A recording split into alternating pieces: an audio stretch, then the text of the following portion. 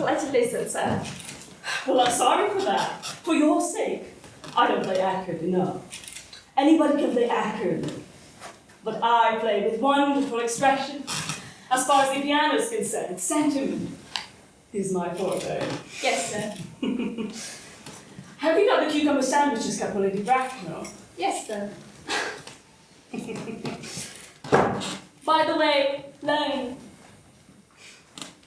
Last Thursday night, when Lord Shawman and Mr. Worthing were dining with me, 8 bottles of champagne. Our entrance have been consumed. Yes, sir. 8 bottles and a pint. Why is it that at a bachelor's establishment, the servants invariably drink champagne? I Ask merely for information. attribute it to the superior quality of the wines, sir. I have often observed that in married households, champagne is rarely of the first-grade brand. Good heavens, is marriage so demoralizing as that? I believe it is a very pleasant state, sir. I have had very little experience of it myself up to the present. I've only been married once, and there was in consequence of a misunderstanding between myself and a young person.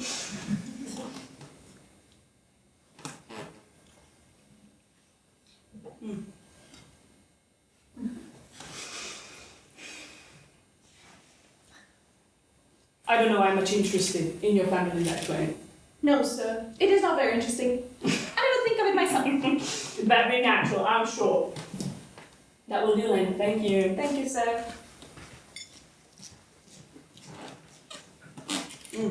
Delectable as always, Lane. Mr. Ernest Worthing. How are you, my dear Ernest? What brings you up to town? Pleasure. What else does bring anybody anywhere?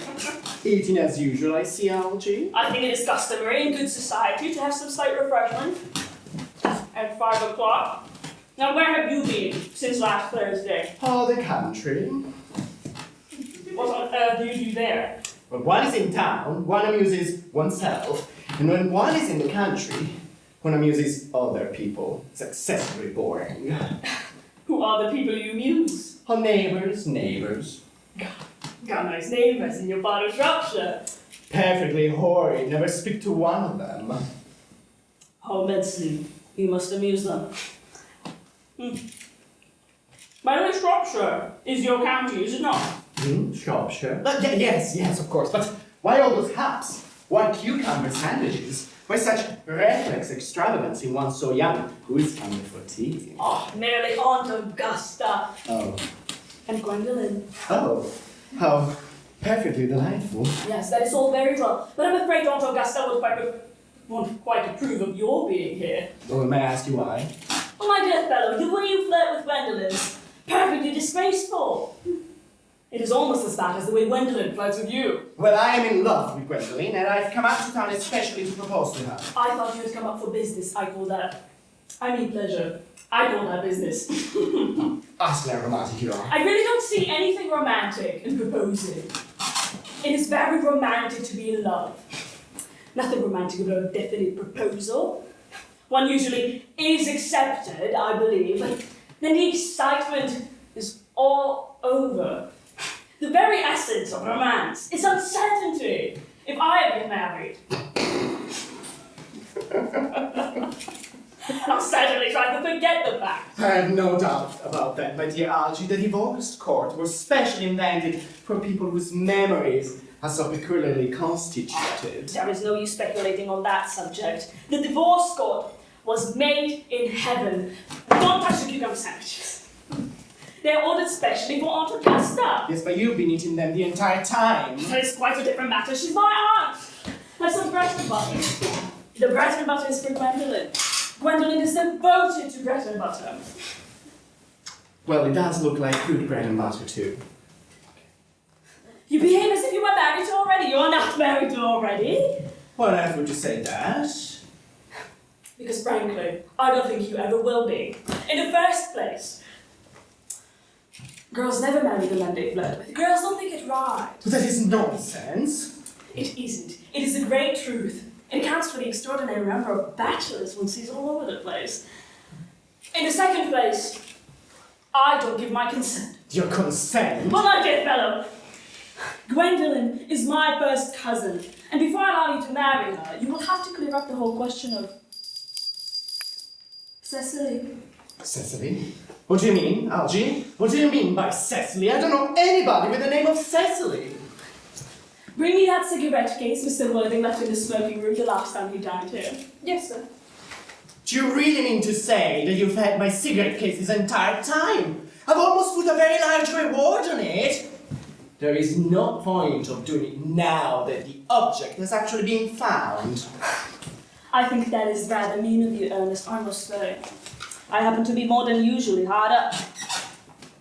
However, it makes no matter, for now that I look at the inscription inside, I find that the thing isn't yours after all. Of course it's mine. You've seen it with me 100 times, and you had no right whatsoever to read what's written inside. It is very ungentlemanly of you. It is absurd to have hard and fast rule about what one should read and what one shouldn't. I simply want my cigarette case back! Yes, but this isn't your cigarette case. This cigarette case is a present from someone of the name of Cecily. And you said you didn't know anyone of that name. Well, if you really need to know, Cecily happens to be my aunt. Your aunt? Yes, charming old lady, she is too. She lives in Tunbridge Wells. Now, give it back to me, auntie. From little Cecily. Why does she call herself Little Cecily? If she is your aunt who lives in Tunbridge Wells. My dear fellow, that is a matter that surely an aunt should be able to decide for herself. You seem to be of the idea that every aunt should be exactly like your aunt, which is absurd. Just give it back to me! Yes, but why does your aunt call you her uncle? From little Cecily with her fondest love to her dear Uncle Jack. Now why an aunt, no matter what her size may be, should call her own nephew her uncle? I can't quite make out. Besides, your name isn't Jack at all, it is Ernest. It isn't Ernest. It's Jack. You have always told me it was Ernest. I have introduced you to everyone as Ernest. You answer to the name of Ernest. You look as if your name was Ernest. You're the most earnest-looking person I ever saw in my life. It is completely absurd you're saying your name isn't Ernest. It's on your cards. Slow down, I cannot. Lane, I'm busy. It's on your cards. Mr. Ernest Worthing, before the Albany. I'll keep this as a proof, were you ever to deny it to me, to Gwendolen or to anyone else. Why is your butler recording this conversation? Lane? The butler is merely giving my diary. Now go on, we're listening. Well, my name is Ernest in town, and Jack in the countryside. And that cigarette case was given to me in the countryside. Yes, but that does not account for the fact that your small old Cecily, who lives at Tunbridge Wells, calls you her uncle. Come, old boy, you'd much better have the thing out at once. Now, go on, tell me the whole thing. I may mention that I have always suspected you of being a confirmed and secret bunburyist, and I'm quite sure of it now. Bunburyist? What do you mean by bunburyist? I'll reveal to you the meaning of that incomparable expression as soon as you are kind enough to tell me why you are Ernest in town and Jack in the country.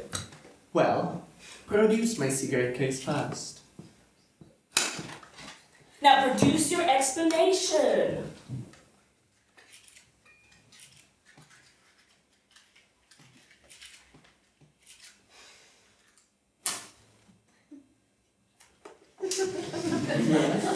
And pray. Make it improbable. My dear fellow, there is nothing improbable about my explanation. Mr. Thomas CARDEW, the gentleman who adopted me when I was a boy, left me in his will guarded to his granddaughter. Cecily, who calls me uncles for a matter of respect that you surely won't be able to appreciate, lives in my place in the country. Where is that place in the country, by the way? It is nothing to you. I'll make sure that you never be invited. What I can tell you, it is not in Shropshire. I suspected that, my dear fellow. I have bunburied all over Shropshire. Onto separate occasions. Tell me, why are you Ernest in town and Jack in the country? I don't know if you'll be able to appreciate my real motives. Your hardness is enough. When one is put in a place of guardianship, one has to assume a higher moral tone on every subject. And a higher moral tone can either be said to conduce to either one's wealth or happiness. So whenever I wanted to go to town, I pretended to have a younger brother who goes by the name of Ernest, who lives in the Albany and gets himself into the most dreadful scrapes. That, my dear Algie, is the entire truth, pure and simple. That will do, Lynn. Thank you. Thank you, sir. The truth is rarely pure and never simple. And you really are a bunburyist. I was quite right in saying you were a bunburyist. You are one of the most advanced bunburyists I know. What do you mean? You have invented a very useful younger brother, Ernest, in order that you may be able to go up to town as often as you like. I have invented an invaluable, permanent invalid Bunbury, in order that I may go down into the country whenever I choose. Bunbury is extremely invaluable. In fact, were it not for Bunbury's extraordinary bad health, I wouldn't be able to dine with the Adwellises tonight, for I have really been engaged to Aunt Augusta for more than a week. Well, I haven't asked you to dine anywhere with me tonight. I know! You're absolutely careless about sending out invitations. It is so foolish of you. Then you better dine with your Aunt Augusta. I have no intention of doing anything of the kind. But if I do dine with her, she either sends me down with no woman at all, or two. I know perfectly well whom she will set me next to tonight. Mary Farquhar, who always flirts with her own husband across the dinner table. It is not very pleasant. Indeed, it is not even decent. The amount of women in London who flirt with their own husbands. Perfectly scandalous.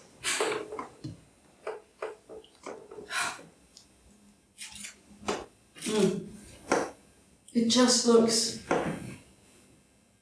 so bad. Besides, now that I know you to be a confirmed Bunburyist, I naturally want to talk to you about Bunburying. I want to tell you the rules. I'm not a Bunburyist at all. If Gwendolen accepts me, I'll make sure to kill my brother. Actually, I think I'll come in anyway. Cecily is starting to be too much interested in him.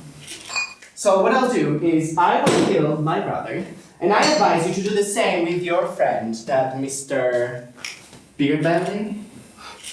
Nothing will induce me to part with Bunbury. And if you ever get married, which to me seems extremely problematic, you will be very glad to know Bunbury. Every married man, or engaged man, whatever, who marries without knowing Bunbury has a very tedious time of it. That is nonsense. If I marry a charming girl like Gwendolen, I would not want to know about Bunbury. Then your wife will.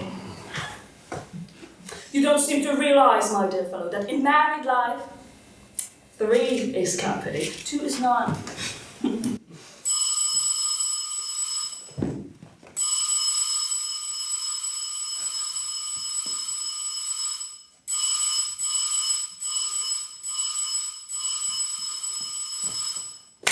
That must be Aunt Augusta.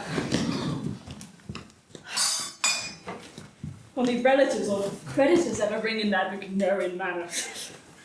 Now, if I get her out of the way for, say, 10 minutes, in order that you may be able to propose to Gwendolen, may I dine with the Adwellises tonight? Yes, I suppose, if you want to, yes. But you must be serious about it. I hate people who are not serious about meals. It is so shallow of them. Lady Bracknell and Miss Fairfax. Good afternoon, dear Algernon. I hope you are behaving very well. I am feeling very well, Aunt Augusta. It's not quite the same thing. In fact, those two things rarely go together. dear me, you are smart. I am always smart. Am I not Mr. Worthy? You're quite perfect, Miss Oh, I hope I am not that. It will leave no room for developments, and I intend to develop in many directions. I'm sorry if you're a little late, Algernon, but I was obliged to call the Lady Harbury. I'll have a cup of tea and one of those nice cucumber sandwiches you promised me. Certainly, Aunt Augusta. Won't you come and sit here, Gwendolyn? Thanks, Mama. I'm perfectly comfortable where I am. Good heavens, Lane! Why are there no cucumber sandwiches? I ordered them specially. There were no cucumbers at the market this morning, sir. I went out twice. No cucumbers. No, sir. Not even for ready money. Thank you, Lane. That will do. Thank you. Thank you, sir. I am greatly distressed, Aunt Augusta, about there being no cucumber sandwiches. Not even for ready money. It really makes no matter, Algernon. I had some crumpets with Lady Harbury, who after her poor husband's death seems to me to be living entirely in this now. I hear her hair has turned quite gold from grief. Oh yes, she looks quite 20 years younger. For what cause, I of course cannot say. Thank you, Algernon. I have quite a treat for you tonight. I'm going to send you down with Mary Farquhar. She is such a nice woman, and so attentive to her husband. It's delightful to watch them. I'm afraid, Aunt Augusta, I shall have to give up the pleasure of dining with you tonight after all. I certainly hope not. It will put my table completely out. Your uncle would have to dine upstairs. Fortunately, he is accustomed to that. It is a great bore, and I need hardly say a terrible disappointment to me. But the fact is, I have just had a telegram that my poor friend Bunbury is very ill again. They seem to think I should be with him. It is very strange. This Mr. Bunbury seems to suffer from curiously bad health. Yes, Bunbury is a dreadful invalid. Well, I must say, Algernon, that I think it is high time that Mr. Bunbury decides whether he was going to live or die.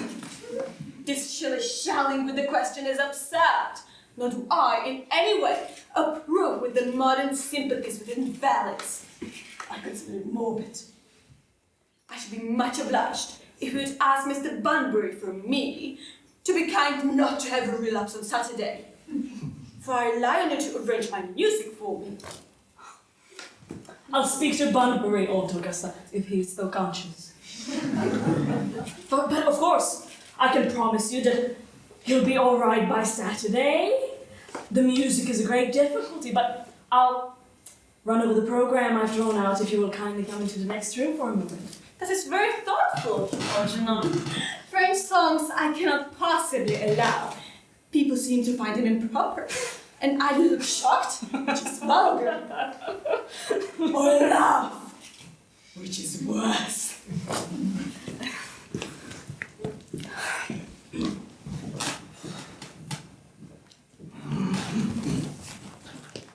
I would like to be allowed to take advantage of Lady Bracknell's temporary absence. I would certainly advise you to do so.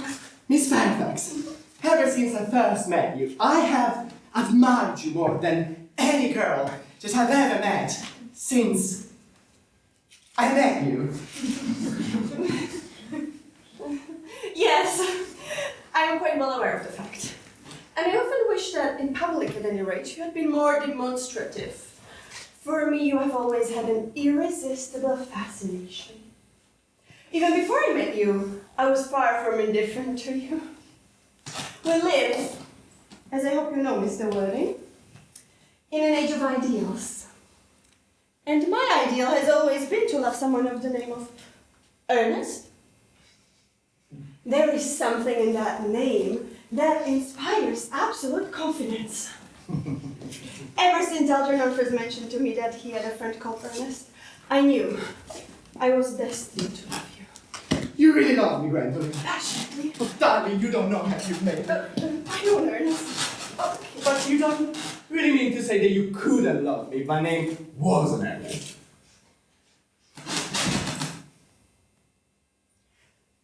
But your name Well, yes, I know it is, but supposing it was something else, do you really mean to say you couldn't love me then? That is clearly a metaphysical speculation, and like most metaphysical speculations, has very little reference at all to the actual facts of real life as we know them. Yes, darling, but to be perfectly frank, I don't care much for the name of Ernest. I don't think it suits me at all. It suits you perfectly! It is a divine name. It has a music of its own. It produces vibrations. Yes, darling, but I think there are much nicer names. Jack, for instance, that is a very charming one.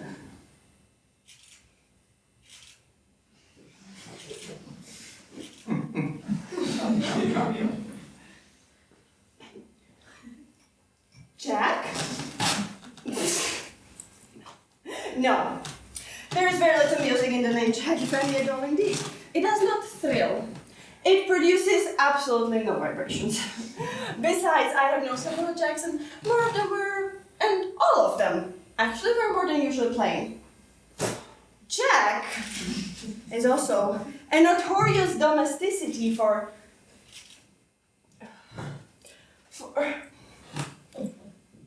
John. And I pity any woman married to a man called John. No, the only really safe name is Ernest. I must get christened at once. I mean, we must get married at once. There's no time to be lost. Married, Mr. Wording? Yes, you know that I love you. Nothing has been said about marriage. The subject has not even been touched upon. You haven't even proposed to me yet. Well, may I propose to you now? I think it an admirable opportunity, and to spare you any possible disappointment, I'm quite determined to accept. Gwendolyn. Yes, Mr. Wording? What have you got to say to me? You know what I've got to tell you. Yes, but you don't say it.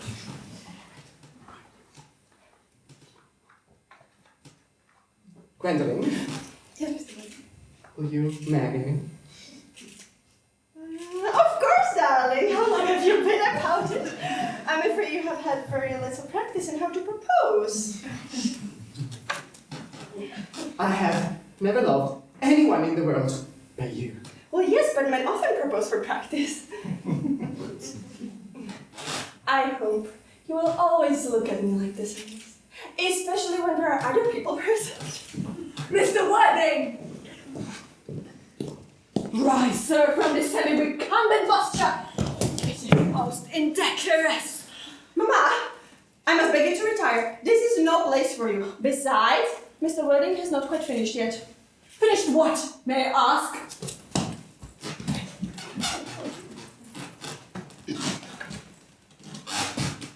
I'm engaged to Mr. Wording, Mama. Pardon me? You are not engaged to anyone. When you do become engaged to someone, I, or your father, should his health permit him, will inform you of the fact. An engagement should come on a young girl as a surprise, pleasant or unpleasant. It is hardly a matter that she can be allowed to arrange for herself. And now, I have a few questions to put to you, Mr. Worthing. While I am making these inquiries, you, Gwendolyn, will wait for me below in the carriage. But Mama... In the carriage, Gwendolyn. Yes, Mama.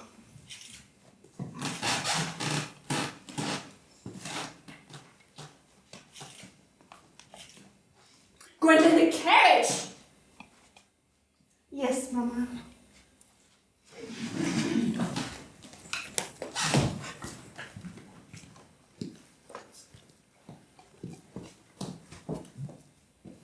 Can I take a seat, Mr. Worthing?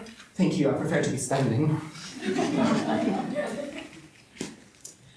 I feel bound to tell you that you are not down on my list of eligible young men. However, I'm quite ready to enter your name, should your answers be what a truly affectionate mother requires. Do you smoke?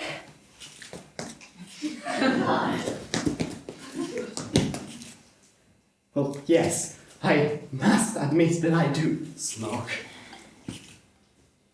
I'm pleased to hear it. A man should always have an occupation unkind. There are far too many men in London as it is. How old are you? 29. A very good age to be married at. I have always been of opinion that a man who desires to get married should know either everything or nothing. Which do you know? I know. Nothing, Lady Bracknell? I'm pleased to hear it. I do not approve of anything that tampers with natural ignorance. Ignorance is like delicate, exotic fruit. Touch it, And the bloom is gone. Fortunately, in England, at any rate, education produces no effect whatsoever. If it did, it would prove serious danger to the upper classes. What is your income? Between 7 and 8,000 per year. In lands or in investments? In investment, chiefly. that is satisfactory.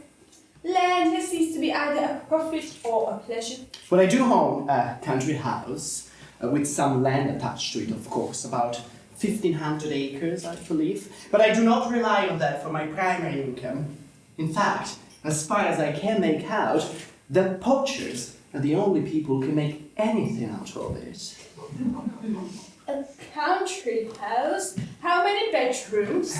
Well, that point can be cleared up afterwards. You do have a townhouse, I hope. Well, yes, I own. Girl with a simple, unspoiled nature like Gwendolyn could hardly be expected to reside in the country. I was saying, yes, I own a house in Belgrave Square. It is let to the year to a lady blossom, but I can get it back anytime I want, with a 6 months notice, of course. What number in Belgrave Square? 149. The unfashionable side. I knew there was something. Well, that can be easily altered. Do you mean the fashion or the side? Both, I presume, if necessary. Now, to minor matters. Are your parents living? I am afraid that I have lost both my parents.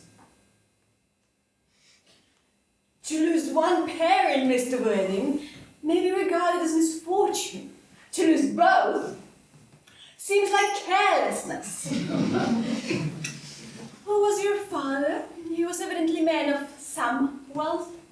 But I don't know. The fact is, Lady Bracknell, it would be closer to the truth to say that my parents seem to have lost me.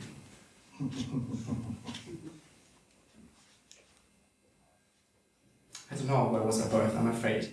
Because I was found! Found?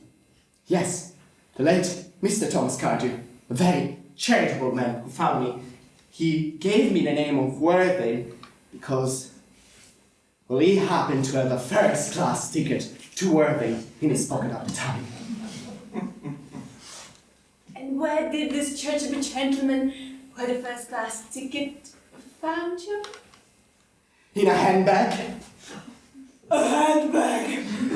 Yes, Lady Bracknell, I was in a handbag, a somewhat large, black, leather and tartan handbag with handles to it. A rather ordinary handbag, in fact.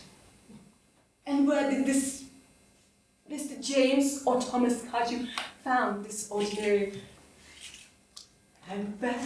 In the cloakroom at Victoria Station. It was given in mistake to his own. A cloakroom at Victoria Station? Just a Brighton The line. line is immaterial! Mr. Worthing, I feel somewhat bewildered by what you have just told me. To be born, or at any rate bred, in a handbag, whether it had handles or not, seems to me to display a contempt for the ordinary decencies of family life that reminds one of the worst excesses of the French Revolution. As for a particular locality, a cloakroom at a railway station could hardly be regarded as an assured basis for a good position in society. Well, may I ask you then what you would advise me to do? It hardly needs to be said that I would do anything to ensure Gwendolen's happiness. I would strongly advise you, Mr. Worthing, to try and acquire some relations as soon as possible, and to make definite effort, at any rate, to find a parent of either sex before the season is quite over. I don't really know I could manage to do that. What I can do is produce the handbag. It is in my place, in my change room at home. That should really satisfy you, think, Lady Bracknell? Me, sir? What has it to do with me? You can hardly imagine that I, or Lord Bracknell, would ever dream of allowing our only daughter, a girl brought up with the utmost care, to marry the cloakroom and form alliance with the parcel. Good morning, Mr. Worthing. Good morning.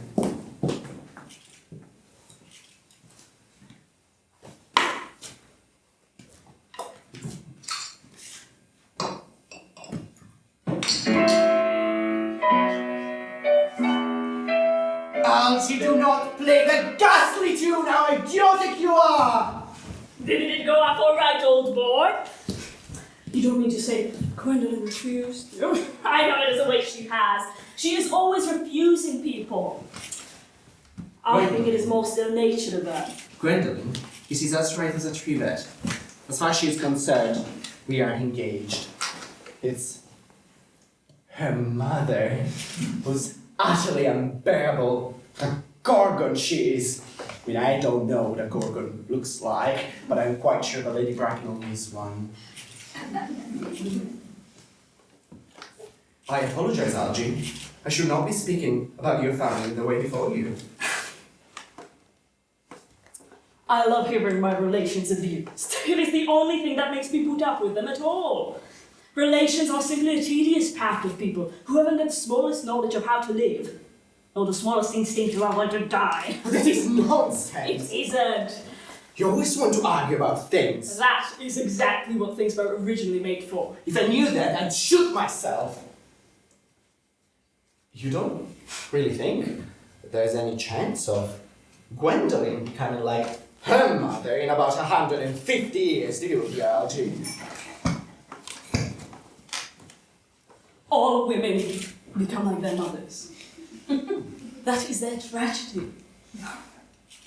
No man does. That's his. Isn't that clever? It's perfectly phrased, and quite as true as any observation in civilized life should be. I am sick to death of cleverness. Everybody seems to be clever nowadays. You cannot go anywhere without meeting clever people. The entire thing has become an absolute public nuisance. I wish to goodness we had a few fools left. We have.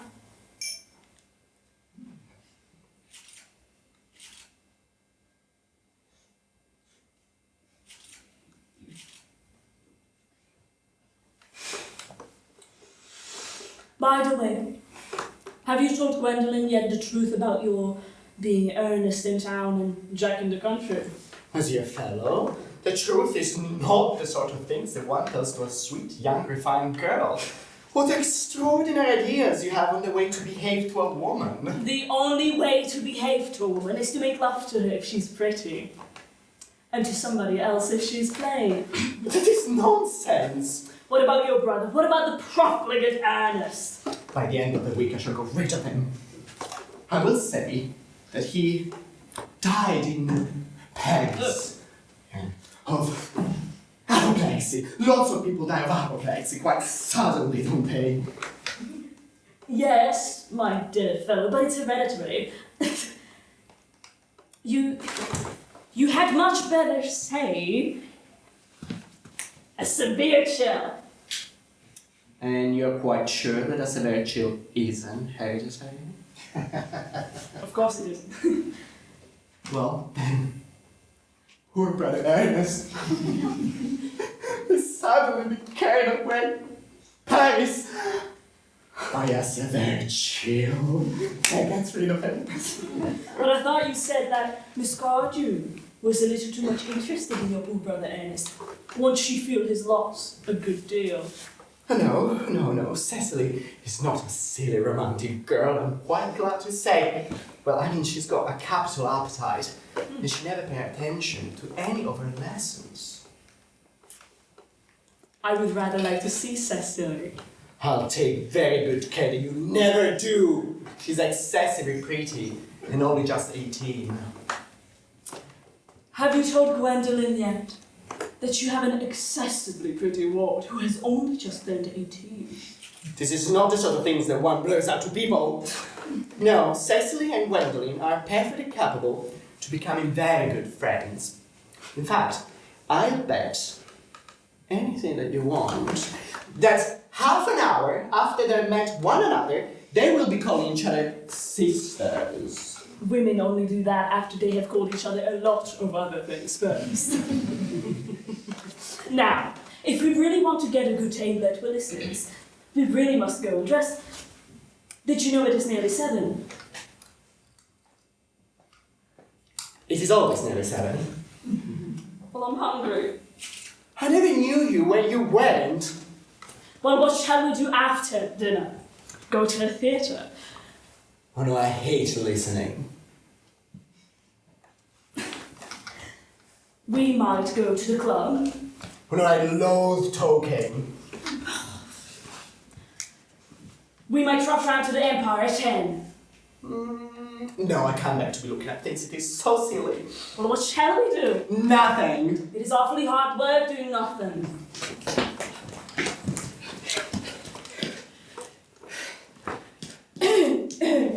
Miss Fairfax! Gwendolen, upon my word!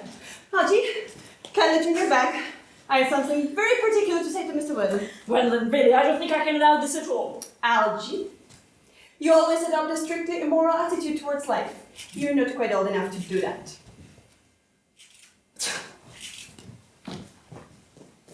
Ernest, Gwendolen, darling. we may never be married. Oh. From the expression on Mama's face, I'm afraid we never shall. Few parents nowadays spare any regard to what their children say to them. Whatever influence I had over Mama, I lost at the age of 3. But, although she may prevent us from becoming man and wife, nothing she can possibly do can alter your eternal devotion to me. And mine to you, of course. Oh, my own darling.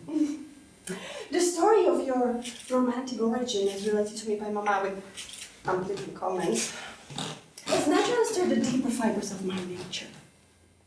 Your Christian name has an irresistible fascination. Your town address at the Albany I have. What's your address in the country? Wait. Yes. Manor house? The manor house? Walton? Hertfordshire.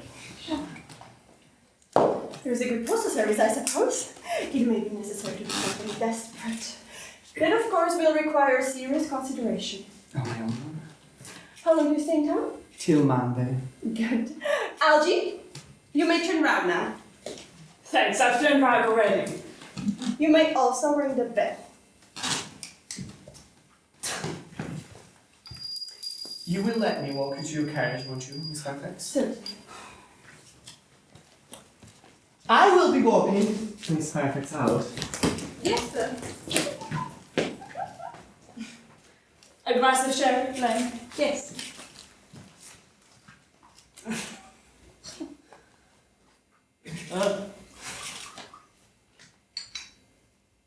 Sure. What would do?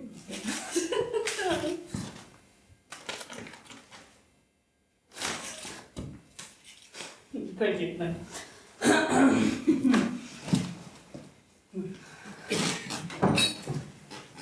Tomorrow, Lane, I'm going bumbering. Yes, sir. I shall probably not be back until Monday morning. You may put up all my Bunbury suits. Yes, sir.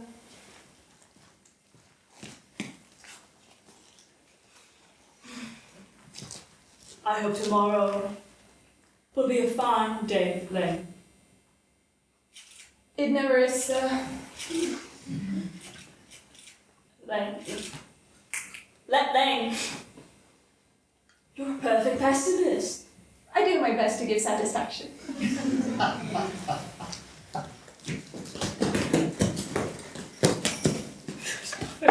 That is a sensitive and intellectual girl. The only girl that I've ever cared for in my entire life. What on earth are you so amused at? I'm simply anxious about my poor friend Marguerite, that is all. If you're not careful... Sorry. Darn it. If you're not careful, the Bunbury of yours... Finally, cigarette. Will get you in some serious scrapes one day. I love scrapes. They are the only thing that are never serious. That is nonsense. You never speak about anything but nonsense. Nobody ever does.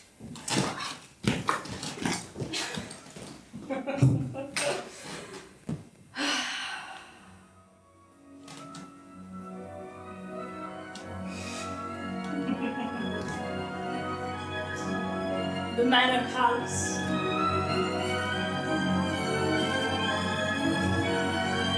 Walton. Hertfordshire.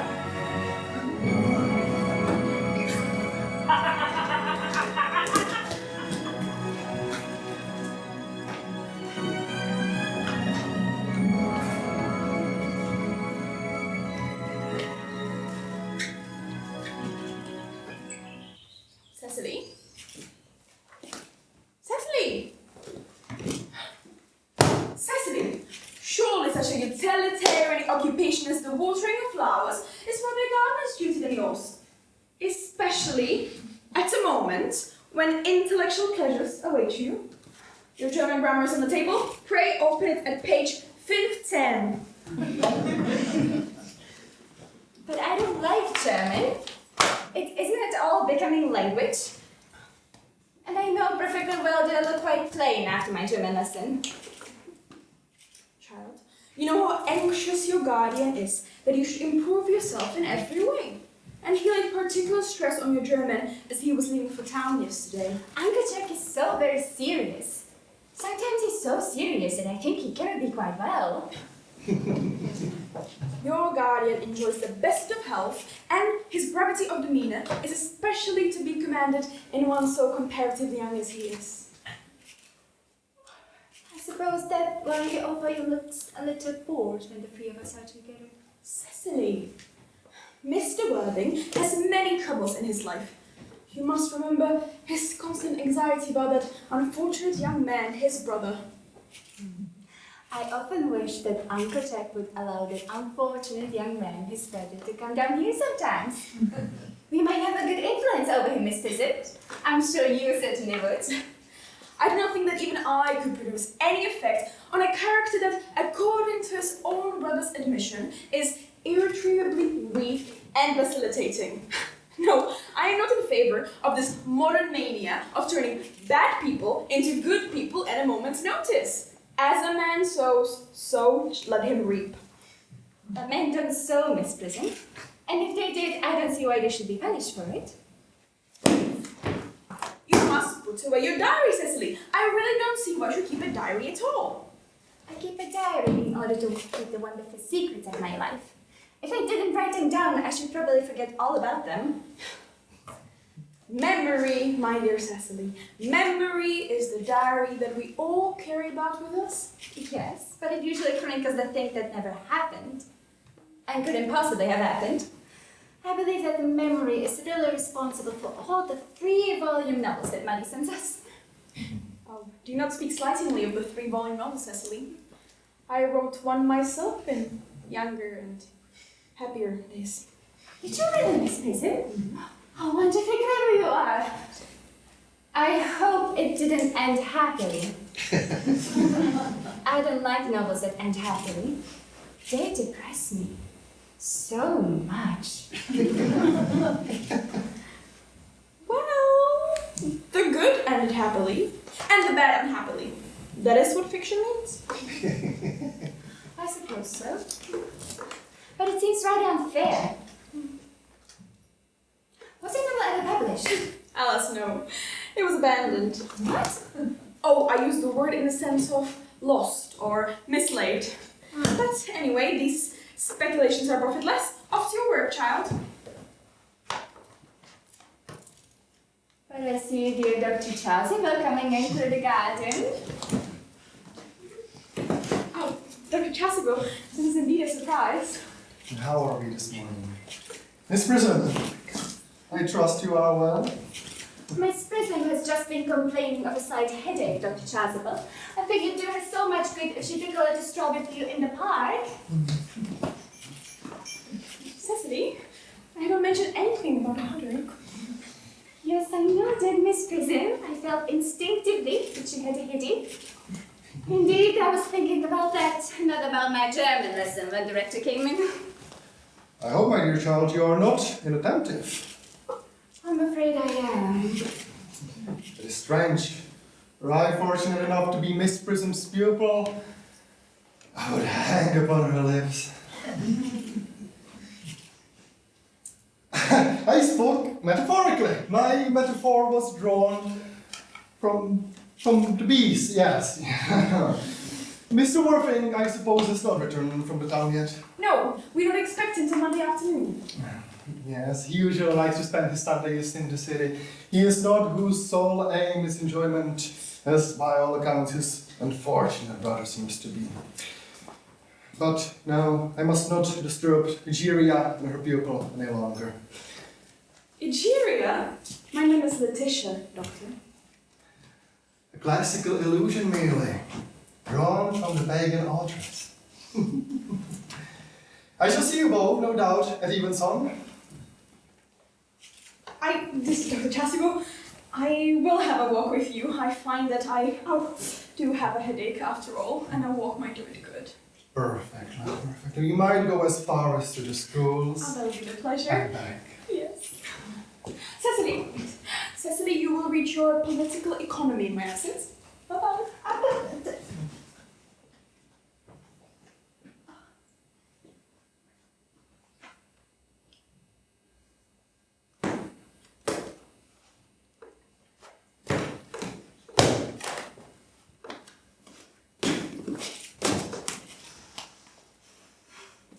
Horrid political economy. Horrid geography. Horrid German! Mr. Ernest Wilde has just driven over from the station. He has brought his luggage with him. Mr. Ernest Vaudano before the oven. Architect's brother. Did you tell him Mr. Vaudano was in town? Yes, miss. He seemed very much disappointed. I have mentioned that you and Miss Prism were in the garden. He said he was anxious to speak to you privately for a moment. Pray ask Mr. Ernest Vaudano to come here. And I suppose you may arrange a room for him. Yes, miss. I've never really met any truly wicked person before. I'm rather frightened. I'm so afraid you look just like everyone else. Oh, he does. And you must be my little cousin Cecily, I'm sure. You must be under some strange mistake. I'm not little. In fact, I believe I'm more than usual tall for my age. But from your card, I see you're my Uncle Jack's brother, my cousin Ernest. My wicked cousin Ernest. I'm not really wicked at all, cousin Cecily. You mustn't think that I am wicked. If you're not, then you have been certainly deceiving us all in a very inexcusable manner. I hope you have not been leading a double life, pretending to be wicked and being really good all the time. There will be hypocrisy. Of course, I have been rather reckless. I'm glad to hear it. In fact, now that you mention the subject, I have been very bad in my own small way. I don't think you should be so proud of that. I'm sure it must have been very pleasant. It is much pleasanter being here with you. I can't understand how you're here at all. Uncle Jack won't be back until Monday afternoon. That is a great disappointment. I'm obliged to go about the first train on Monday morning. I have a business appointment that I'm anxious to miss. Couldn't you miss it anywhere but in London? No, the appointment is in London. Oh. Well, of course I know how important it is not to keep a business in your life. If anyone wants to retain the beauty of life. But still, I think you should wait until Uncle Jack arrives. I know who wants to speak to you about your emigrating. About my what? About your emigrating? Huh? He's gonna have to buy your outfit. I certainly wouldn't let Jack buy my outfit. He has no taste in neckties at all. I don't think you will require neckties. Uncle Jack is sending you to Australia. Australia? I'd sooner die. Well, he said at dinner on Wednesday night that you would have to choose between this world, the next world, and Australia. Oh. Yes. Well, the accounts I have received of the next world and Australia are not particularly encouraging. This world is good enough for me, Cousin Cecily. Yes, but are you good enough for it? I'm afraid I'm not that. That is why I want you to reform me. You might make that your mission, if you don't mind, Cousin Cecily. I'm afraid I have no time this afternoon. Well, would you mind my reforming myself this afternoon? It is rather idealistic of you, but I think you should try.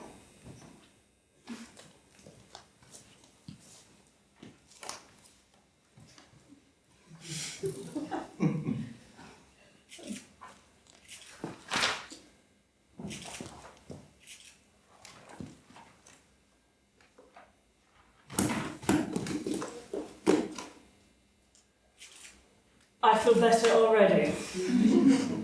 You are looking a little worse. That is because I am hungry. Oh, of course I should have remembered. When one wants to lead an entire new life, one requires a regular handful of meals. Would you come in? Thank you, but might I have a buttonhole first? I never have any appetite unless I have my buttonhole first. Marshania? No. I'd sooner have a pink rose. Why? Because you are like a pink rose, Cousin Cecily. I don't think you should talk to me like that. Miss Prism never says such things to me. Well, and Miss Prism is a short-sighted old lady. You are the prettiest girl I ever saw. Miss Prism says that all good looks are a snare. They are a snare. That every sensible man would like to be caught in. I don't think I would care to catch a sensible man. I should know what to talk to him about.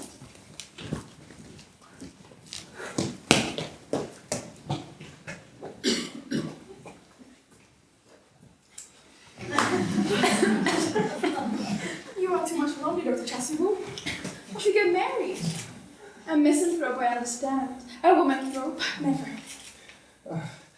Believe me, Miss Prism, I do not deserve such a neologistic phrase.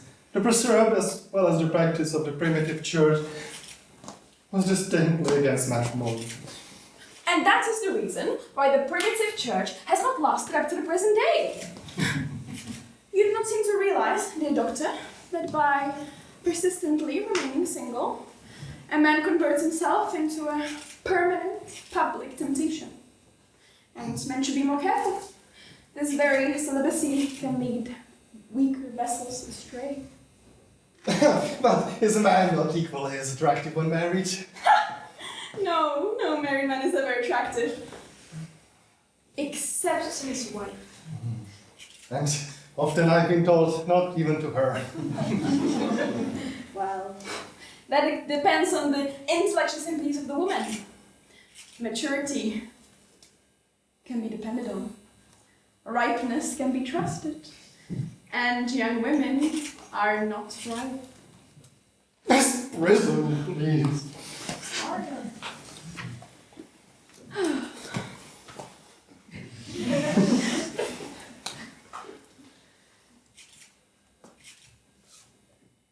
Where's Cecily anyways? I don't know, where's Cecily?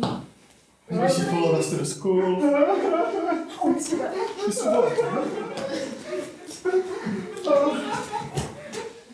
Oh, Mr. Wedding, we did not put him on the afternoon with a surprise. I have returned sooner than expected. Right. Oh, that the chance it will hope you're right. Yes, Mr. Worthing, I trust this garb of woe does not betoken some terrible calamity. My brother! Oh, more shameful deaths and extravagance. Still leading his life of pleasure. Dead! Your brother Ernest dead? Quite dead! Oh, what a lesson for him. I trust he will profit by it.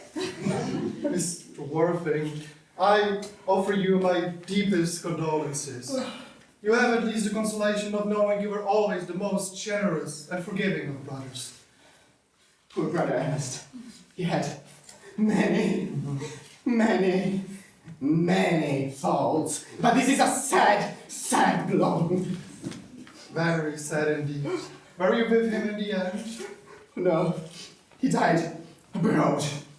Paris, in fact. I have received a telegram last night. Was the cause of death mentioned? A severe chill, it seems. A severe chill. Yes. As a man so let him weep. Charity, dear Miss Prison, charity. None of us are perfect. I myself am particularly susceptible to draws. Will the interment, Mr. Worthing, take place here? No.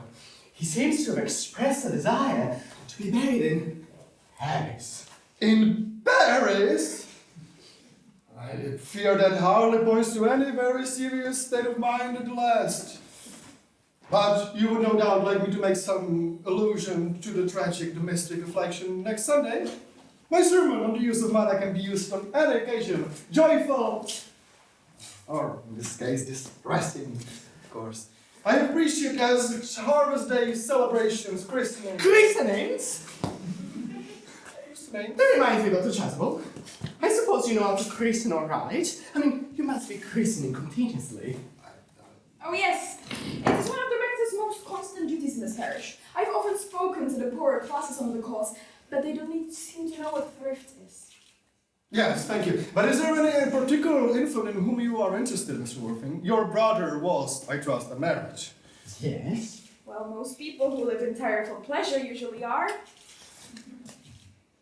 But it isn't for any child, my dear doctor. I mean, I am very fond of children. No!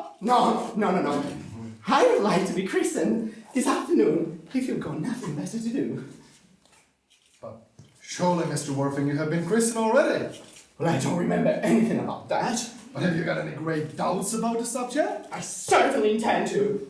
Oh, but I don't know if that would bother you in any way, or if you think that maybe I'm a bit too much grown up now. No, Mr. Worthing. The sprinkling as well as the immersion of adults is a perfectly canonical practice. Immersion? You need have no apprehension. Sprinkling is all that is necessary. At what hour would you like the ceremony to be performed? Oh, I might trot at around 5, if that would suit you. Perfectly. Indeed, I have 2 other ceremonies to perform at that hour. A case of twins that has recently occurred in one of the outlying cottages on your own estate. How joyful, isn't it? Oh no, I don't see much fun in being christened alongside other babies. That would be childish. No. Would 5:30 do instead? Admirable. 2:30. But now, Mr. Worthing, I must not intrude into the house of sorrow any longer. I would merely beg you not to be too much bowed down by grief. What seems to us bitter trials are often blessings in disguise. Well, this seems to me a blessing of an extremely obvious kind. Uncle Jack, I'm so pleased to see you back. Oh, what horrid clothes you have got on. Do you know anything, sir? My dear child.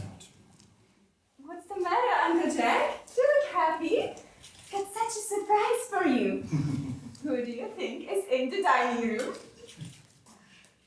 Your brother. Who? Your brother, Ernest. He arrived about half an hour ago. That is nonsense. I haven't got a brother. Oh, don't say that. However badly he may behave to you in the past, he's still your brother. I tell him to come out, and you will shake hands with him. Won't you, Uncle Jack?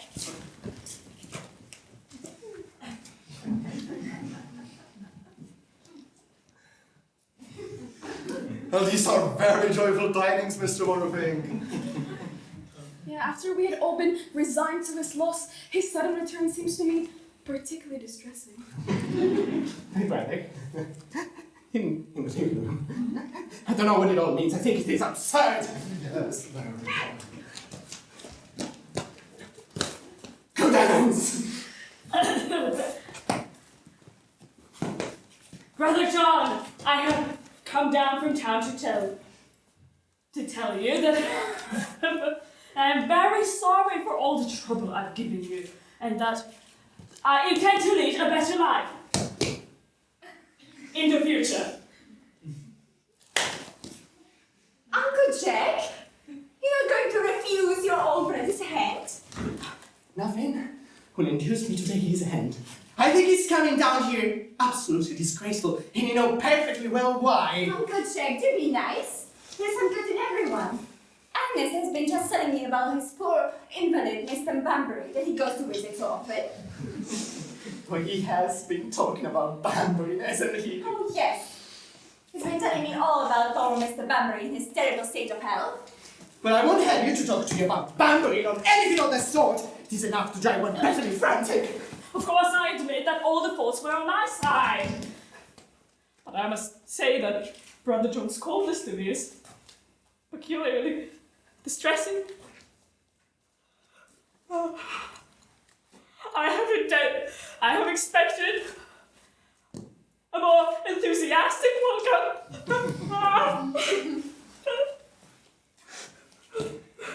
Uncle Jack, if you don't shake hands with Ernest, I will never forgive you.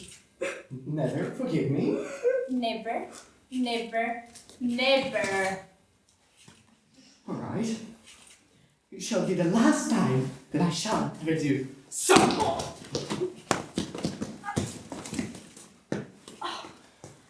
It is pleasant, is it not, to see such a perfect reconciliation? I think we should leave the true brothers alone now. Cecily, you'll come with us. Certainly, Miss Prism. My little task of reconciliation is over. You have done beautifully today, my child. I feel very happy. Well, we mustn't be premature in advertisements. Let's go.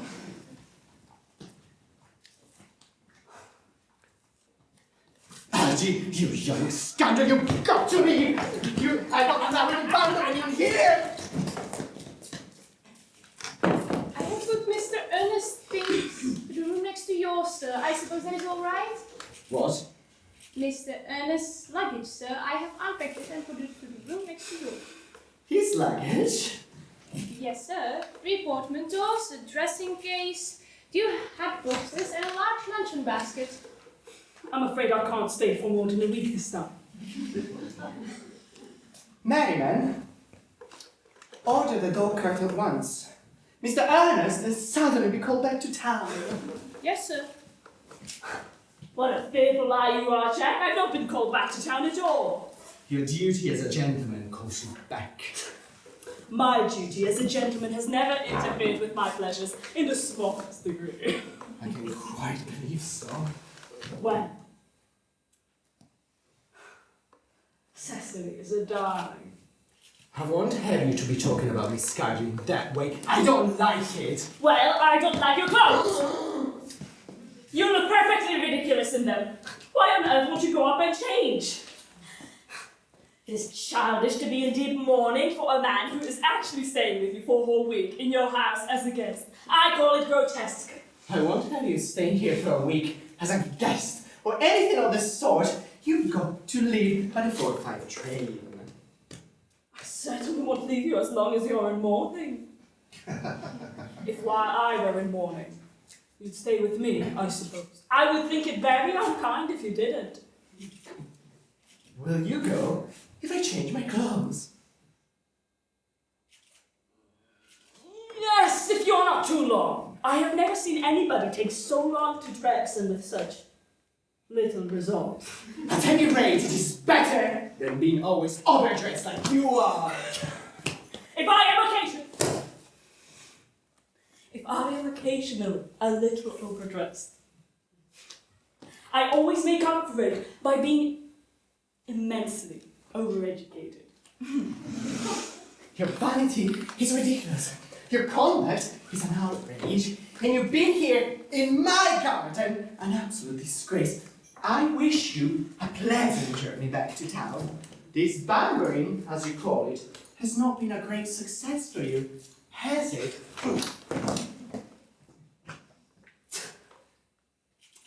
I think it has been a great success. I'm in love with Cecily, and that is everything. But I must see her before I go and make arrangements for another bunbury. Cecily?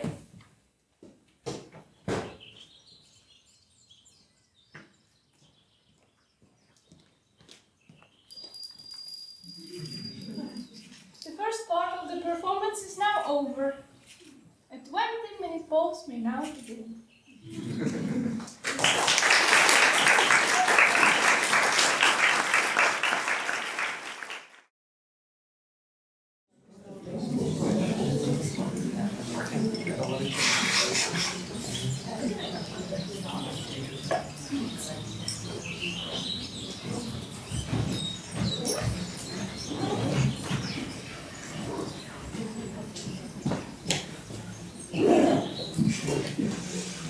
There she is. Oh, Amelie came back to water the roses. I thought you were with Uncle Jack. He's gone to order the dog cart for me. Oh, he's going to take you for a nice drive. He's going to send me away. But have you got to part? I'm afraid so. It's a very painful part. It's always painful to part from people who one has known for a very brief space of time. Even a momentary separation from anyone to one has just been introduced. It's almost unbearable. Thank you. The dog cart is at the door, sir. You can wait, Mermaid, for 5 minutes. Yes, miss. Cecily, I hope I can speak quite frankly and openly when I say that you seem to me to be in every way the visible personification of absolute perfection. I think your frankness gives you nice credit, Ernest. If you will allow me, I will copy your remarks into my diary. You also keep a diary. And you write it yourself. I'd give anything to look at it. May I? Oh, no. I hope when it appears in volume form, I hope you order a copy.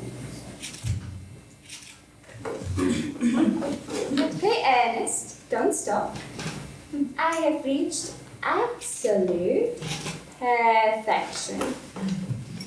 You may go on, I'm quite ready for more. Oh, don't cough, Ernest. I don't know how to spell a cough. Cecily, ever since past 12th afternoon, when I first looked upon your wonderful and incomparable beauty, I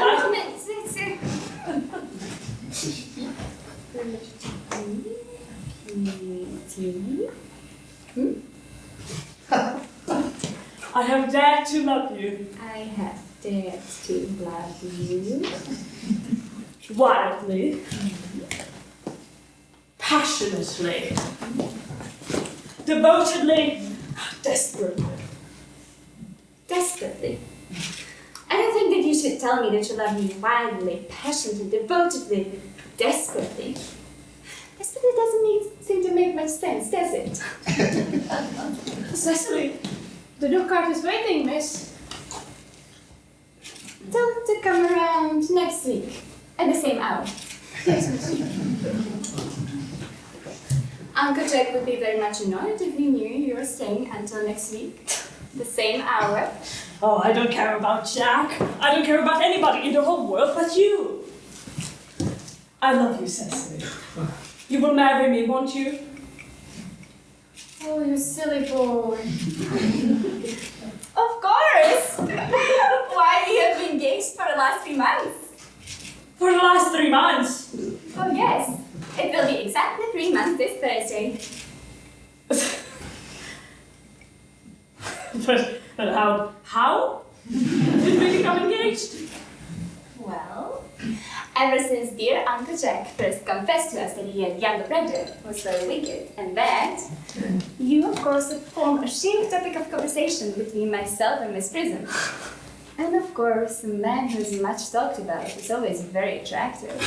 I dare say it was foolish of me, but I fell in love with you, Ernest. Darling. And when was the engagement actually settled? On the 14th of February last.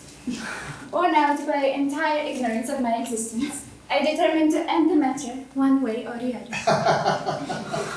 After a long struggle with myself, I accepted you. The next day, I bought this little ring in your name. And this is the bangle with the true lover's note I promised you always to wear. Did I give you this? Oh, it's very pretty, isn't it? You have a wonderfully good taste, Ernest.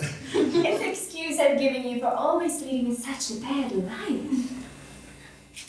Oh, and this is the box where I keep all your dear letters. My letters! But my own sweet Cecily, I have never written you any letters.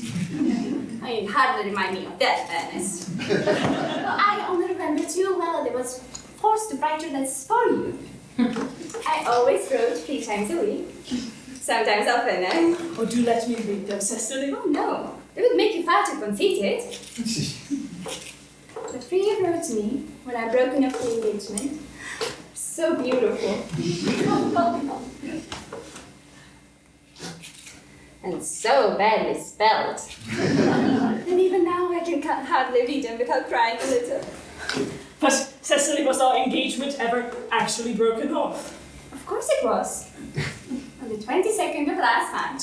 You may see the entry if you like.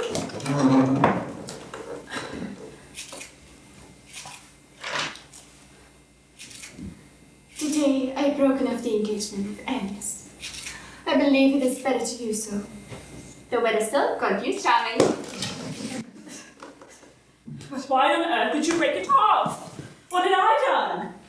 I had done nothing at all, Cecily. I am very much hurt indeed to hear that you broke it off, particularly when the weather was so charming. It would hardly be a very serious engagement if it hadn't been broken off, at least once. But I forgive you for the week was out. What a perfect angel you are, Cecily. What a sweet romantic boy.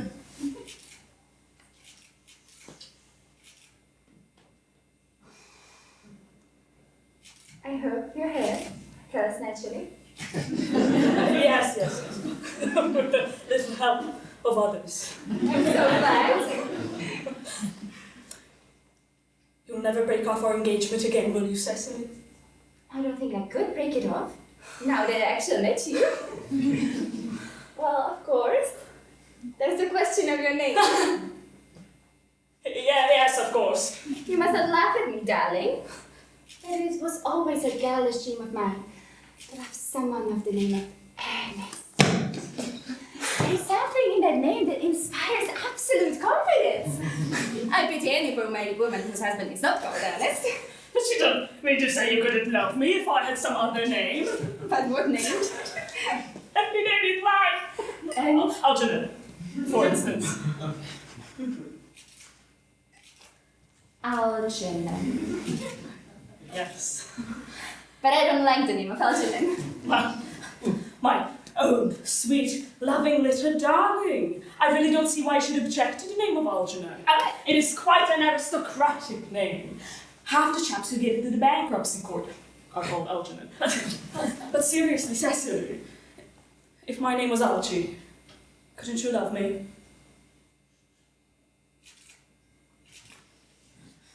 I might respect you, Ernest.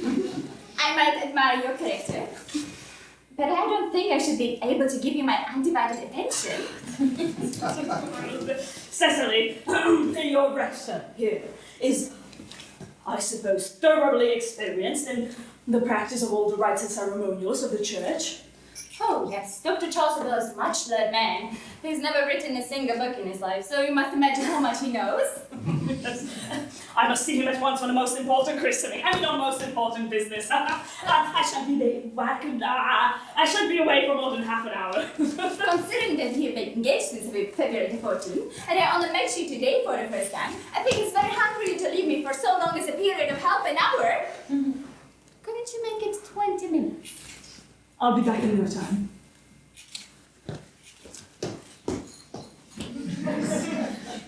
What an impetuous boy he is. I like his hair so much. I must enter his proposal into my diary.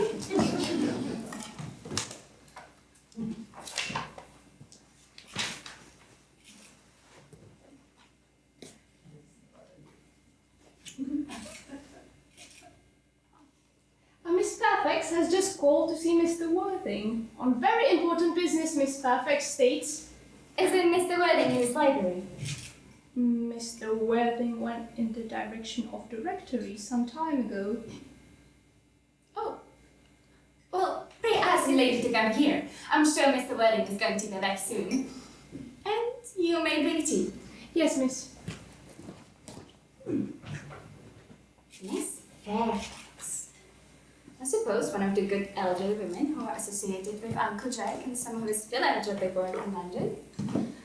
I don't like the women who are associated with philanthropic work. I think they're so full of them. Miss Fairfax. Pray let me introduce myself to you. My name is CECILY CARDEW. Cecily Cashew. What a very sweet name. Something tells me we're going to be great friends. I like you already more than I can say. My first impressions of people are never wrong. How nice of you to like me so much after you know each other for a comparatively short time. Pray sit down. I may call you Cecily, may I not? With pleasure, And you will always call me Gwendolyn, won't you? if you wish. Then it is all quite settled, is it not? I hope so.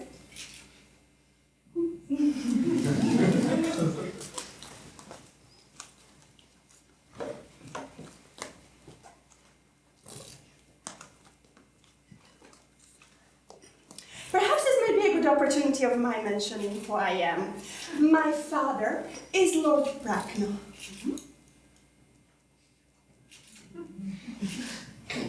You have never heard of Papa, I suppose?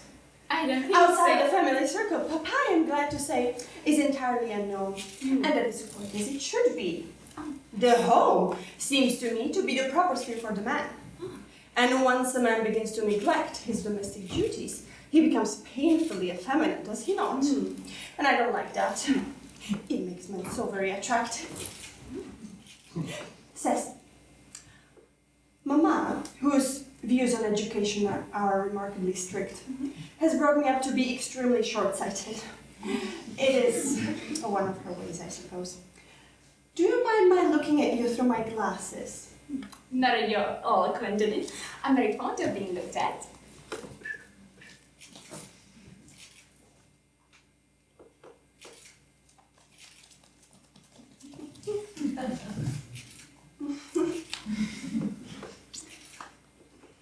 You are here on a short visit, I suppose. No, I live here. Your mother, or a female relative of advanced years, resides here also? No, I have no relations.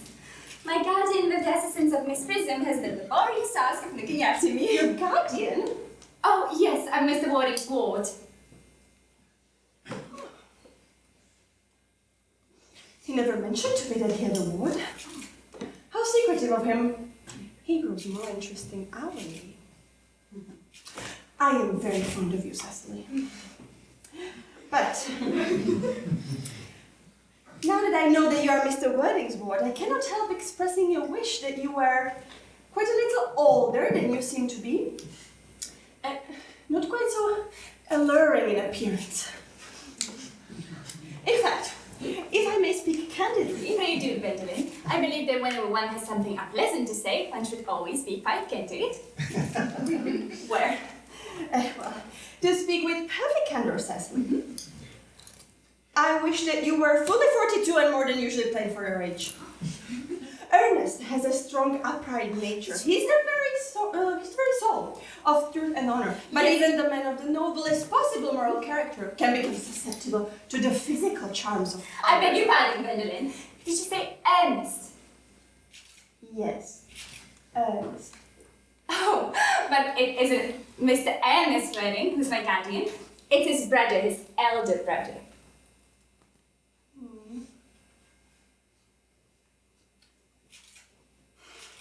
He never mentioned to me that he had a brother. I'm sorry to say they have been not on good terms for a very long time. Oh, that accounts for it. Now that I think about it, I have never heard a man mention his brother. The subject seems distasteful to most men.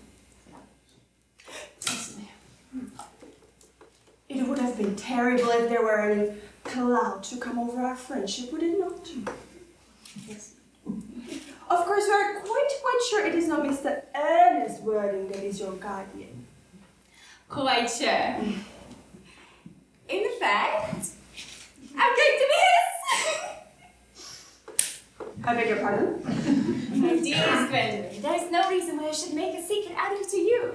A little country newspaper show going to click on the fact next week. Mr. Ernest Worthing and I are engaged to be married! Cecily! I feel there must be some slight error. What? Mr. Ernest Worthing is engaged to me.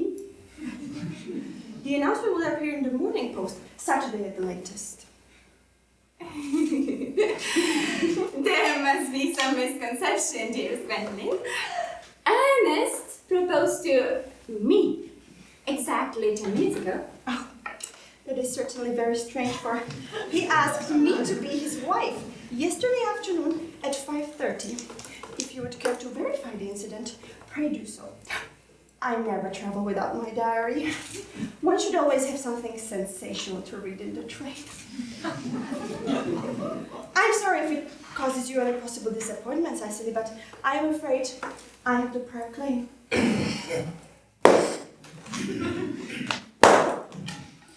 It would distress me more than I can tell you, dearest Gwendolen, if this caused you any mental or physical anguish. But I feel bound to point out that since Ernest proposed to you, he clearly has changed his mind.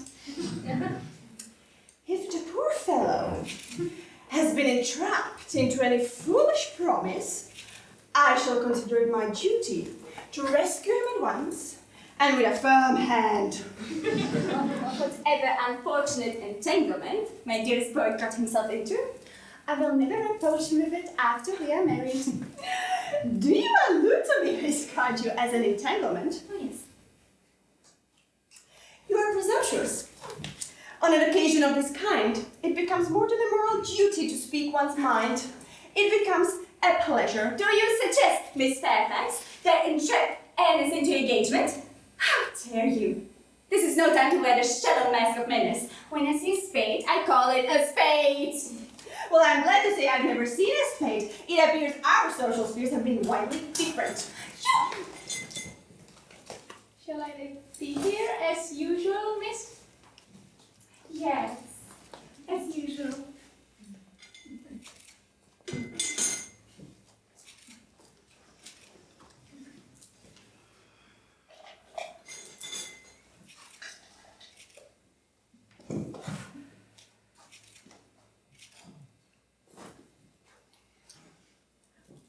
Are there many interesting walks in the vicinity, Miss CARDEW? Oh, yes, a great many. From one at the top of the hills, quite close, one can see 5 counties. 5 counties? Oh, I don't think I should like that. I hate crowds. I suppose that is why you live in town.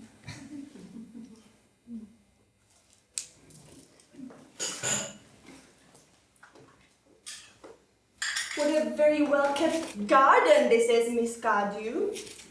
So glad you like it, Miss Fairfax. I had no idea there were any flowers in the country. Flowers are as common here, Miss Fairfax, as people are in London. Personally, I cannot seem to understand how anybody manages to exist in a country. If anybody who is, anybody does. The country always bores me to death. That is what the newspaper call agricultural depression, is it not?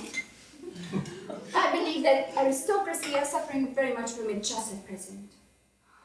May I offer you some tea, Miss Fairfax? Thank you, Miss CARDEW.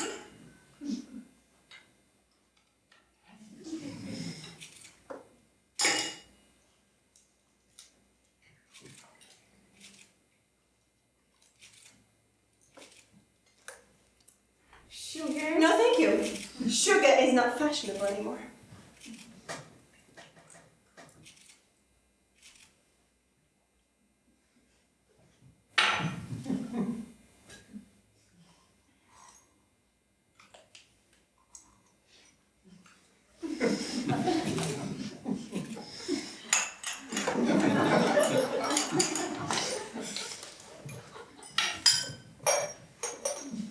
Cake or bread and butter? Bread and butter, please.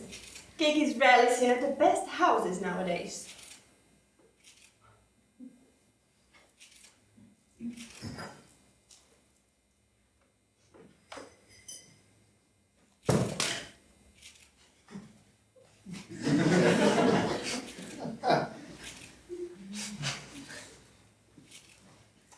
And that to Miss Fairfax.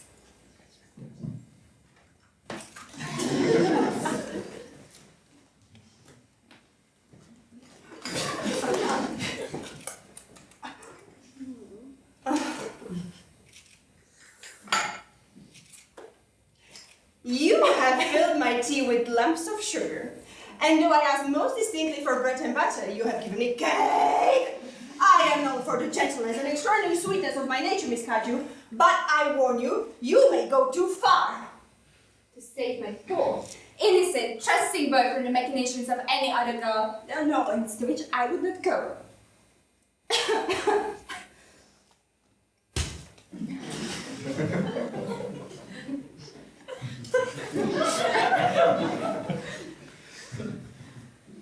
From the moment I saw you, I distrusted From the you. moment I saw you, I distrusted you.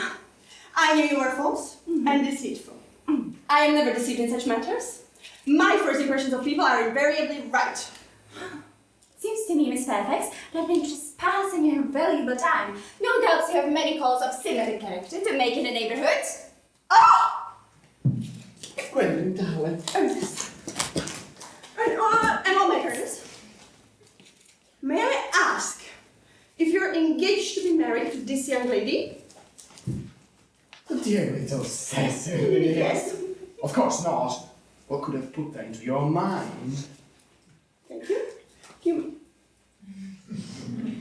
I knew there must be some misconception, Gwendolyn.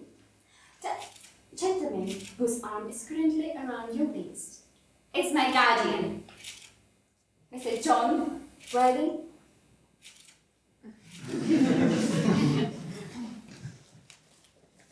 I beg your pardon.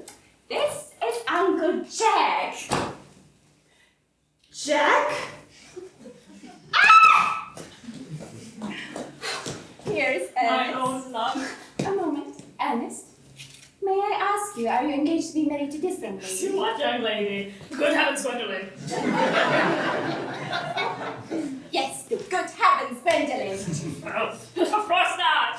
What could have put such an idea into your pretty little head? Thank you. You may.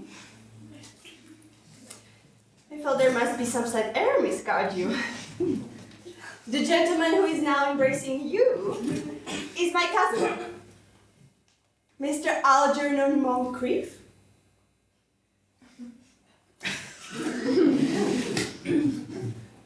ALGERNON MONCRIEFF.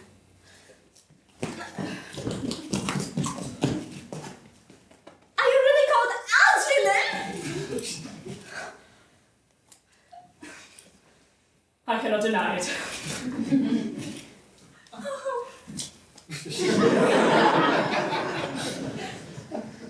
Is your name really John? I could deny it if I'd like to. But my name certainly is John. It has been John for years. A gross deception has been practiced on both of us. Yes. My poor, wounded Cecily. My sweet Gwendolyn.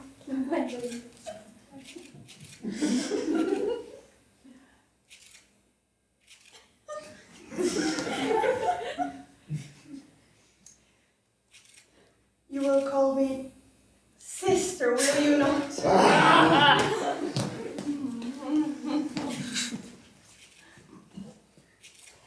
There's just one question I would like to be allowed to ask my captain. An unbearable idea. Mr. Masaryk! There is just one question I would like to be allowed to put to you. We would like to be allowed to put to you. Where is your brother, Ernest? We're both engaged to be married to your brother, Ernest. So it is of some importance to us to know where your brother, Ernest, is at present. Gwendolyn, Cecily, it is rather painful for me to be forced to speak the truth. It is the first time in my life that I've ever been put in such painful position. However, frankly, I have no brother, Ernest. I have no brother at all. I've never had a brother in my entire life, and I certainly do not intend of ever having one in the future. No brother at all? None. Not even of any kind? Not of any kind. I'm afraid it is quite clear, Cecily, that neither of us is engaged to be married to anyone. It is not very pleasant position for a young girl to suddenly find herself in. Let us go into the house. They will hardly venture to come after us there. Certainly. And I so cowardly are you.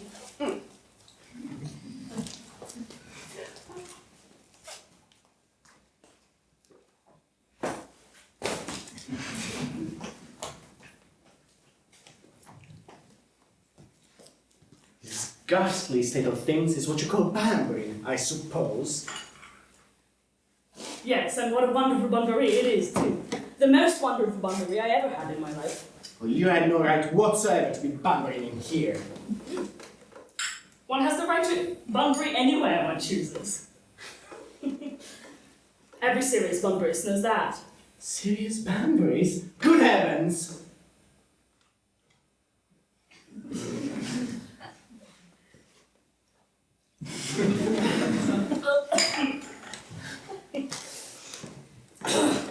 Well, one needs to be serious about something if one wants to have any amusement in life. I happen to be serious about bunbury. You happen to be serious about everything, I should fancy. You're such a trivial nature. The only small satisfaction that I get out of this old wretched business is the fact that your friend Banbury is quite exploded. And dear Algie, you won't be able to come down to the country as often as you used to, and that is a very good thing, too. Your brother seems a little off-colored, doesn't he, dear Jack? You wouldn't be able to disappear to London quite so frequently as your weakest custom was. And not a bad thing either. As for your conduct towards Miss CARDEW, I believe taking in a sweet, simple, innocent girl like that is quite inexcusable, not to mention she's my ward. I can see no possible defense at all for your deceiving a brilliant, clever, thoroughly experienced young lady as Miss FAIRFAX, not to mention the fact that she is my cousin. I simply wanted to be engaged to Gwendolyn, that is all. I love her. Well, I simply wanted to be engaged to Cecily. I adore her. There's no real chance of you marrying Miss CARDEW now. I don't think there is much likelihood, dear Jack, of you and Miss Fairfax being united. That is none of your business. Well, if it was my business, I wouldn't talk about it. It is very vulgar to talk about one's business. How can you sit there, calmly eating muffin, when we are in this horrible trouble I can't quite make out? You seem to me to be perfectly heartless. Well, I can't eat muffins in an agitated manner. The butter would probably get on my calves. One should always eat muffins quite calmly.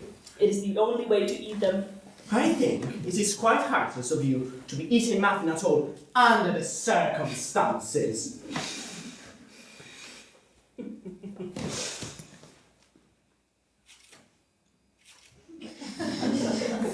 When I am in trouble, eating is the only thing that consoles me. Indeed, when I am in really great trouble, I refuse everything except food and drink. At the present moment, I am eating muffins because I am unhappy. Besides, I'm perfectly fond of eating muffins. But there's no reason for you to be eating them all in that greedy day. I wish you would have tea cake instead. I don't like tea cake. Good heavens! I suppose a man made his own muffin in his own garden! But you have just said it is perfectly heartless to eat muffins. I said it was perfectly heartless of you under the circumstances. That is different! That may be. But the muffins are the same. Andy, why don't you just find off?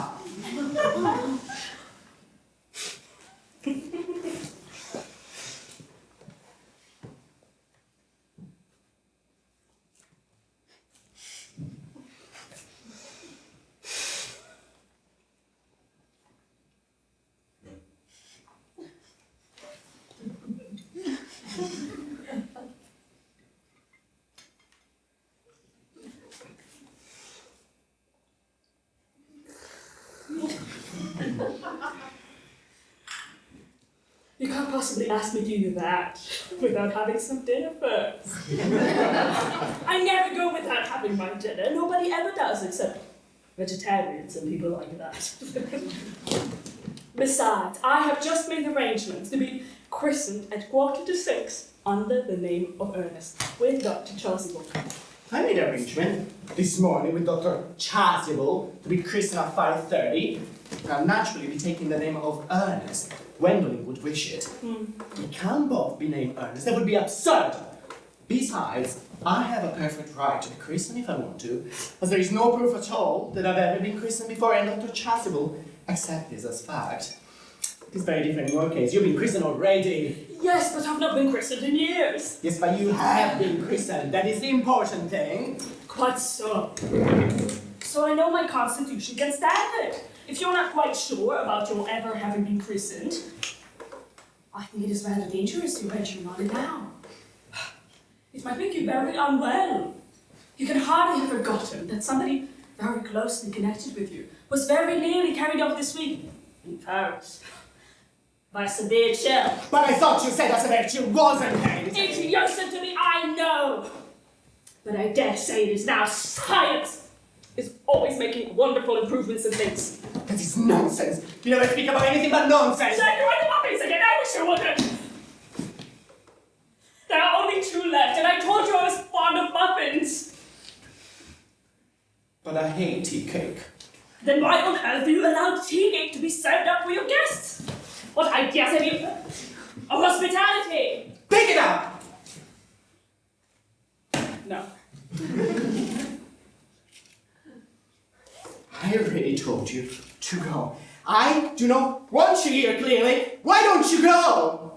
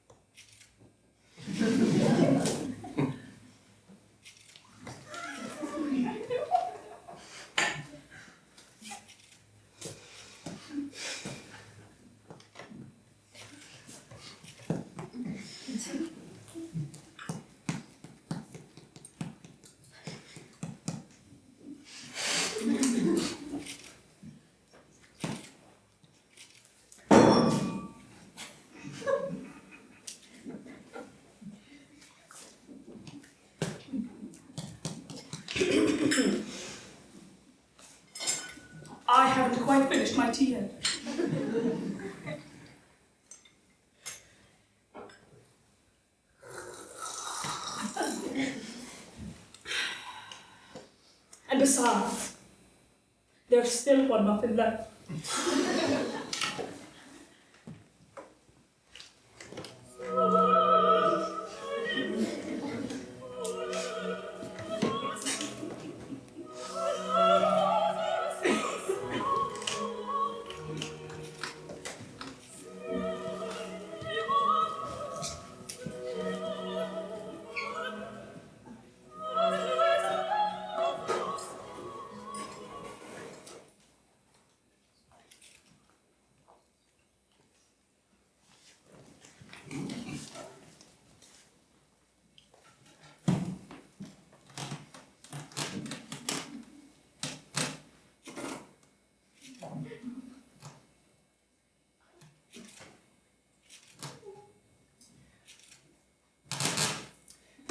That they did not follow us at once into the house as anyone else should have done seems to me to show they have some sense of shame left.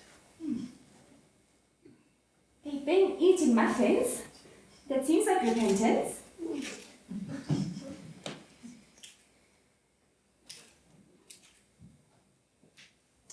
They don't seem to notice us at all.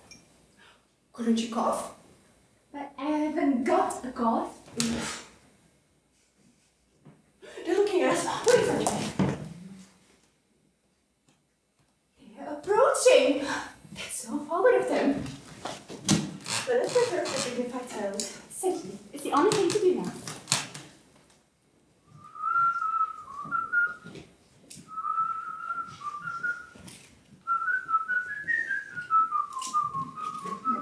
This dignified silence seems to have produced an unpleasant effect. The most distasteful one. But we will not be the first to speak. Certainly not. Mr. Wedding!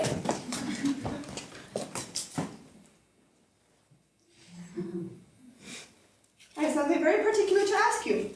Much depends on your reply. Gwendolen, your common sense is invaluable. Mr. Moncrieff, kindly answer me this following question. Why did you pretend to be my guardian's brother? Well, in order that I may have the opportunity to meet with you.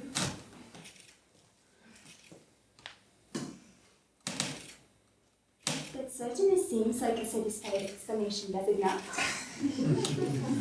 Yes, dear, if you can believe him. I don't. But that does not change the wonderful beauty of his answer. True. In matters of grave importance, style, not sincerity, is the vital thing. Mr. Wedding, what explanation can you offer to me for pretending to have a brother? Was it perhaps in order that you might come up to town as often as possible to see me? Can you doubt that, Miss FAIRFAX? I have the greatest doubts upon the subject, but I intend to crush them. This is no time for German skepticism. Your answer seems satisfactory, especially Mr. Wording seems to me to have a step of truth on it. I'm more than content with what Mr. Moncrieff said.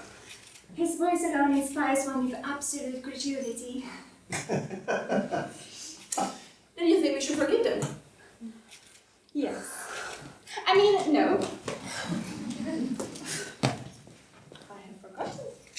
There are principles at stake that cannot be forgotten. Each of us should tell them the task is not a pleasant one. Could we not both speak at the same time? An excellent idea. I almost always speak at the same time as other people. Will you take the time from me? Certainly. Your Christian names are still an inseparable barrier. That is all.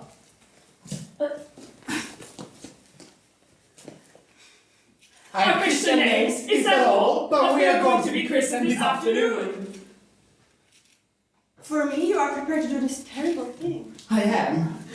For me, you are prepared to face this fearful ordeal. How absurd to talk of the equality of sexes, where matters of self-sacrifice are concerned. Men are infinitely beyond us. They have moments of physical courage in which we women know absolutely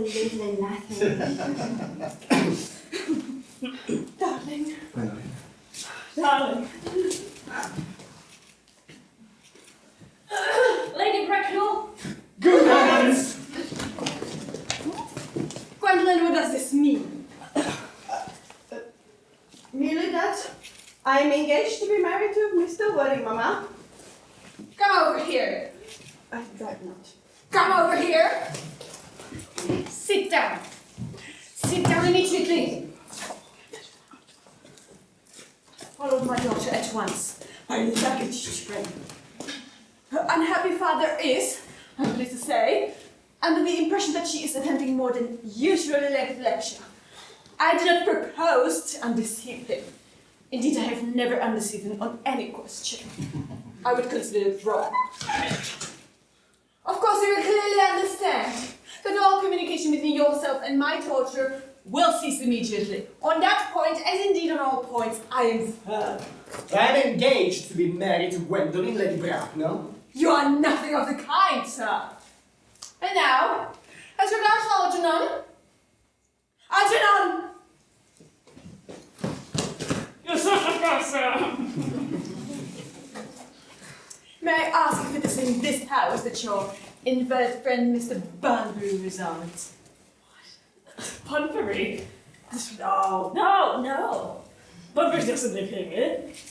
Bunbury is somewhere else at the present. In fact, Bunbury's dead. Dead? When did Mr. Bunbury die? His death must have been extremely sudden. I killed Bunbury this afternoon. I mean, Bunbury died this afternoon. Well, what did he die of? Bunbury? He was quite exploded. Exploded! Was he the victim of a revolutionary outrage? I was not aware that Mr. Bunbury was interested in social legislations.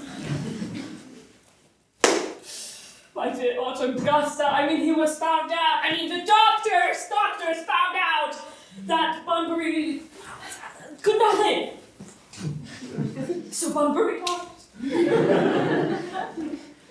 He seems to have a great opinion in these doctors' opinions.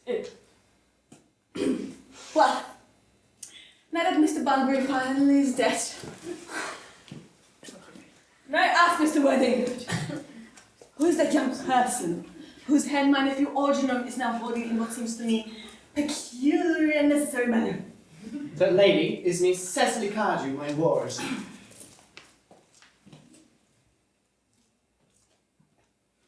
I am engaged to be married to Cecily, not Augusta. I beg your pardon. Mr. Moncrieff and I are engaged to be married, Lady Bracknell. The number of engagements that go on in this part of Hertfordshire seems to me considerably above the proper average. I think some preliminary inquiry on my part would not be out of place. Mr. Worthing, is Miss CARDEW at all connected to any of the large railway stations in London? I merely desire information. Until yesterday, I had no idea that there were peoples or families whose origin was a terminus. Miss Cecily CARDEW is the granddaughter of the late Mr. Thomas CARDEW of, God, still is not here, 149 Belgrave Square, South Wales, Gypsywood Park, Dorking, Surrey, and the Spartan, Perthshire, North Britain.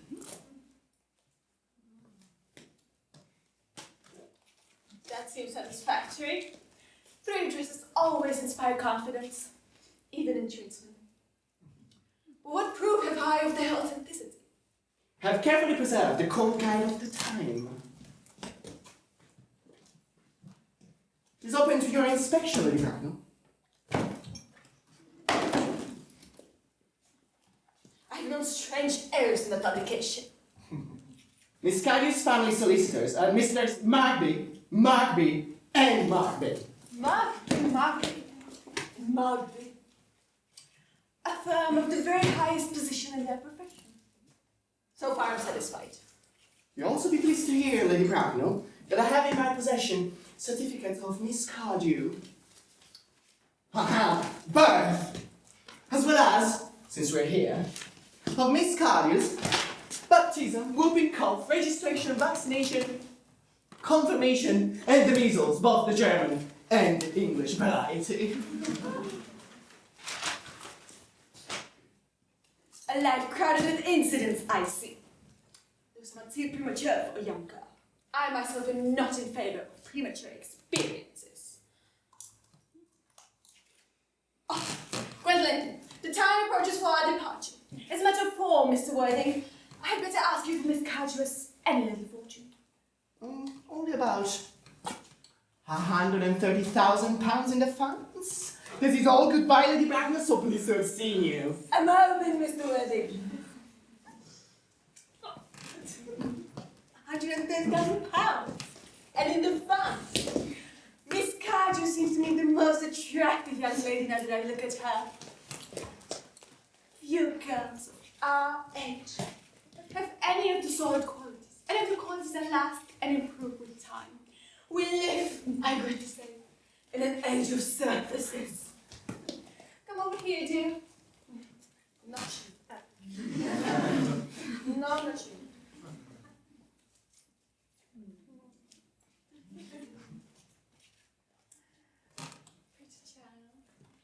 Your dress is sadly simple, and your hair seems almost as nature might have left it. But we can soon on to all that. Kindly turn around, sweet child. No. This side view is what I want. Just as I expected, there are distinct social possibilities in your profile. The two weaknesses in our age are its ones of principles and its ones of profile. Don't you did a little higher, dear? They are just as high at present. ALGERNON! ALGERNON! Yes, Aunt Augusta. There are distinct social possibilities in Miss Carter's profile. Cecily is the kindest, sweetest, prettiest girl I ever saw. And I don't care twopence about social possibilities. Never speak disrespectfully about society, ALGERNON. Only people who can't get into it do that. Dear child, you know that ALGERNON has nothing but his debts to depend upon. But I do not approve of mercenary marriages. When I married Lord Bracknell, I had no fortune of any kind. But I never dreamed of allowing them to stand in my way. Well, I suppose I must give my consent. Thank you, Aunt Augusta. Cecily, you may kiss me.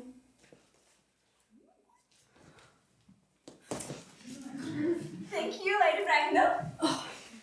You may also address this Aunt Augusta for the future. Thank you, Aunt Augusta. The marriage, I think, had better take place quite soon. Thank you, Aunt Augusta. I'm not in favor of long engagements. They give people the opportunity of finding out each other's characters, which I think is never advisable.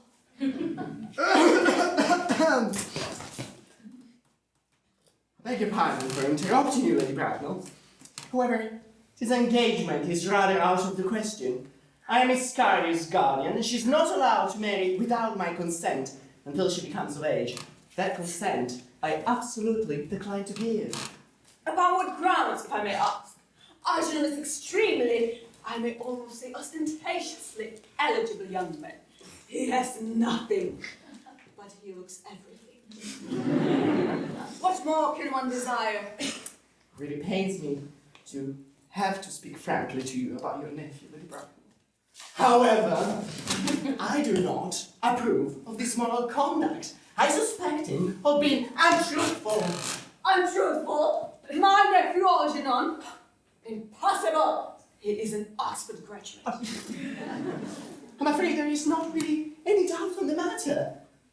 Yesterday afternoon, during my temporary absence in London, on an important question of romance, he obtained entrance to my house under the false pretenses of being my brother, Continuing his disgraceful deception, he succeeded in the course of the afternoon of alienating the affections of my only word. Subsequently, stayed for tea and devoured every single muffin! What makes his conduct even more heartless is the fact that he knew from the very start that I had no brother, that I've never had a brother, and I certainly did not intend of ever having one of any kind. I explicitly told me myself yesterday afternoon. Mr. Worthing, after careful consideration, I have decided entirely to overlook my nephew's conduct. How very kind of you, Lady Bracknell. However, my decision is quite unchangeable. I refuse to give my consent. Come, dear child. Sit. Pretty child, how old are you?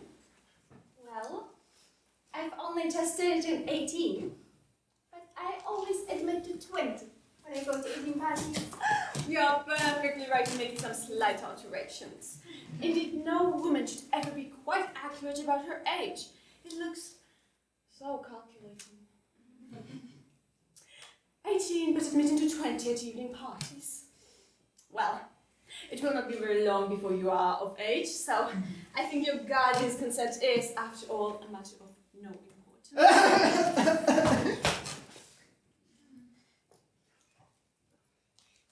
Pray excuse me for interrupting you again, Lady Bracknell.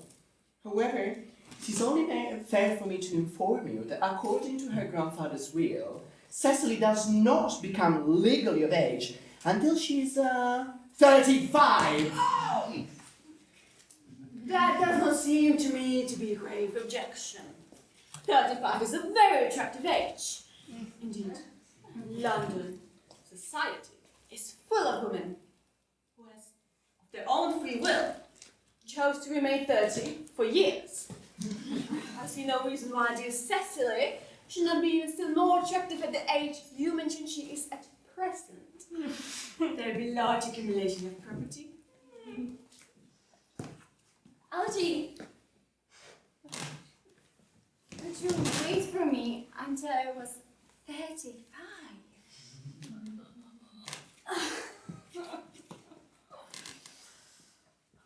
Of course I could. Yes. You know I could. I felt it instinctively. But I couldn't wait. I hate waiting even 5 minutes for anybody. I'm not punctual myself, I know. But I like punctuality in others, and waiting, even to get married, is quite out of the question. Then what is to be done, Cecily? I don't know, Miss MONCRIEFF.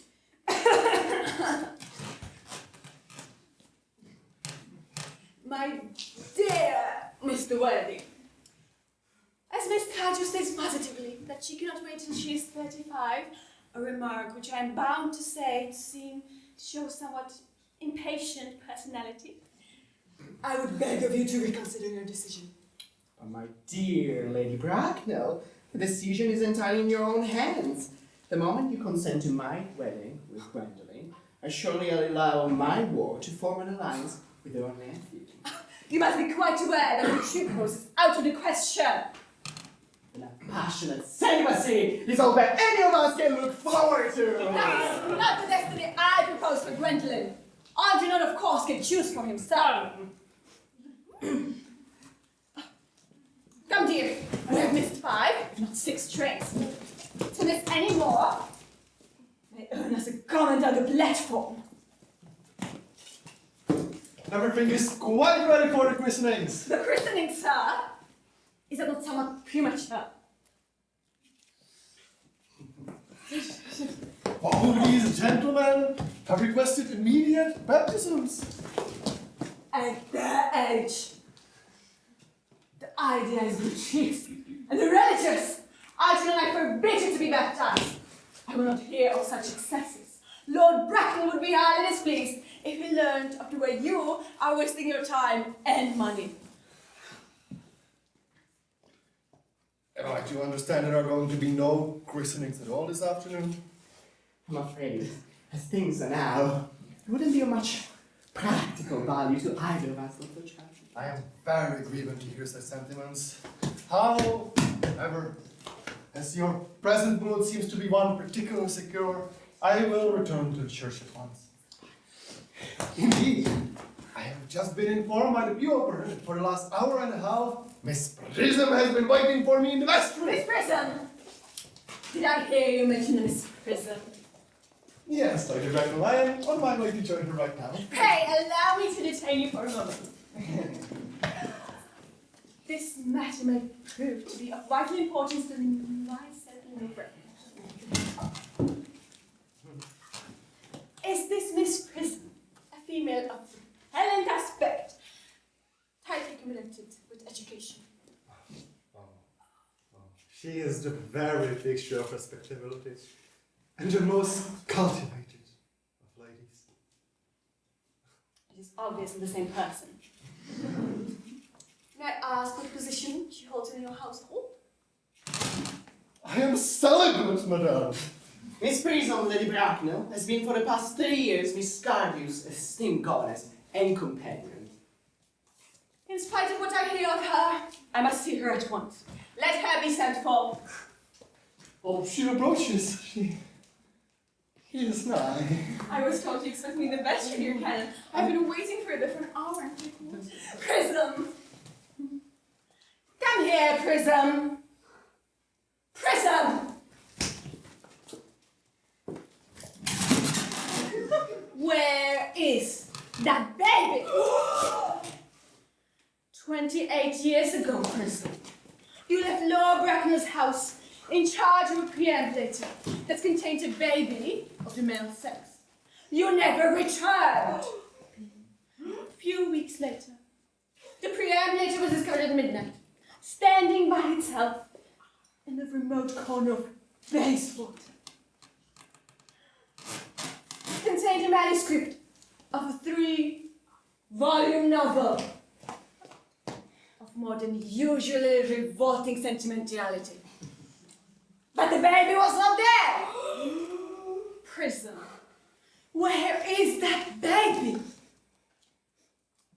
Lady Bracknell, I admit, with shame, that I do not know. I only wish I did. On the day that you mentioned, a day that is forever branded on my memory, I prepared as usual to take the baby out in its perambulator. I had also with me a somewhat old but capacious handbag in which I had intended to place a manuscript of a work of fiction that I had written during my few unoccupied hours. And then, in a moment of mental abstraction, which I can never forgive myself, I put the book in the bassinet and the baby in the handbag. Yes, but where you deposit the handbag? Oh, do not ask me, Mr. Worthing, please. Miss Prism, this is a matter of no small importance to me. I insist on knowing where you deposit the handbag that contained that infant.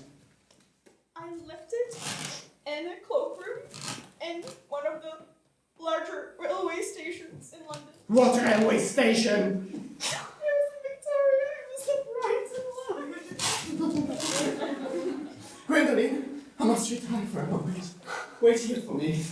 If you're not too long, I'll wait here for you. Oh, my luggage here.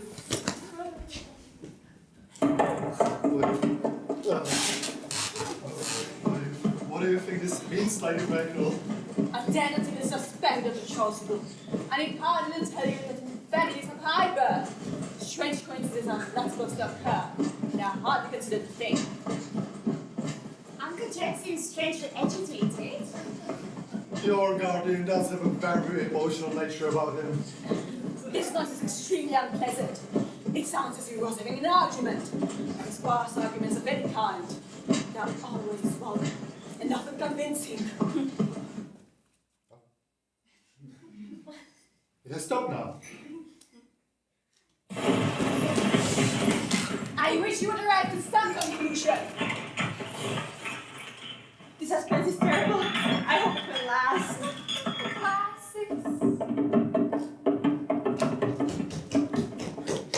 Miss Prism, is this the handbag? Examine it carefully before you speak. The happiness of more than once depends on your answer.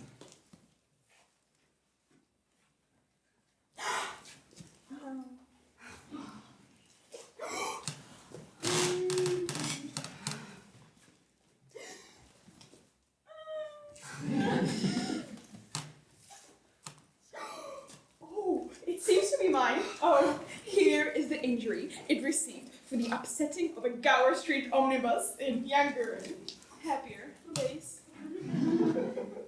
Oh, and here, oh no, on the lining, oh, is the stain that was caused by an explosion of a temperance beverage, an incident which occurred in Leamington.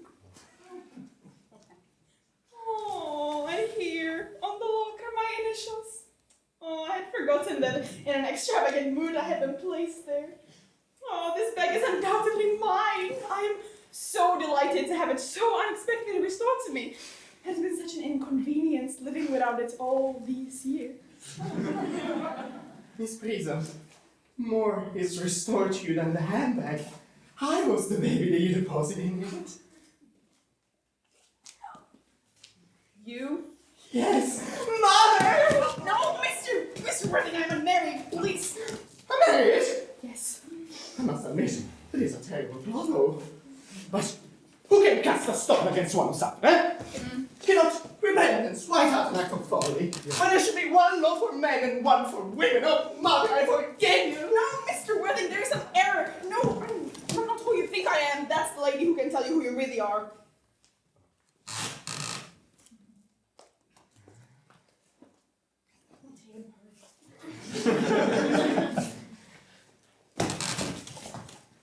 Lady Bracknell, I hate to seem inquisitive, but could you kindly inform me of who I am? I fear that the news I have to give to you will not altogether please you. You are the son of my poor sister, Mrs. MONCRIEFF, and consequently ALGERNON's elder brother. ALGERNON and my brother? Then I have a brother after all. I mean, I've always known that I have a brother. I've always said that I had a brother. Gwendolen, CECILY, how could you two ever doubt that I ever had a brother?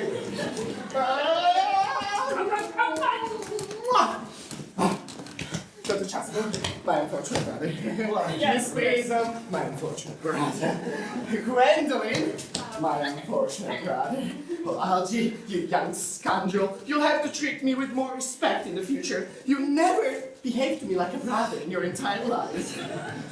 Well, not till today, old boy, I admit. I was out of practice. I did my best, however. My own one!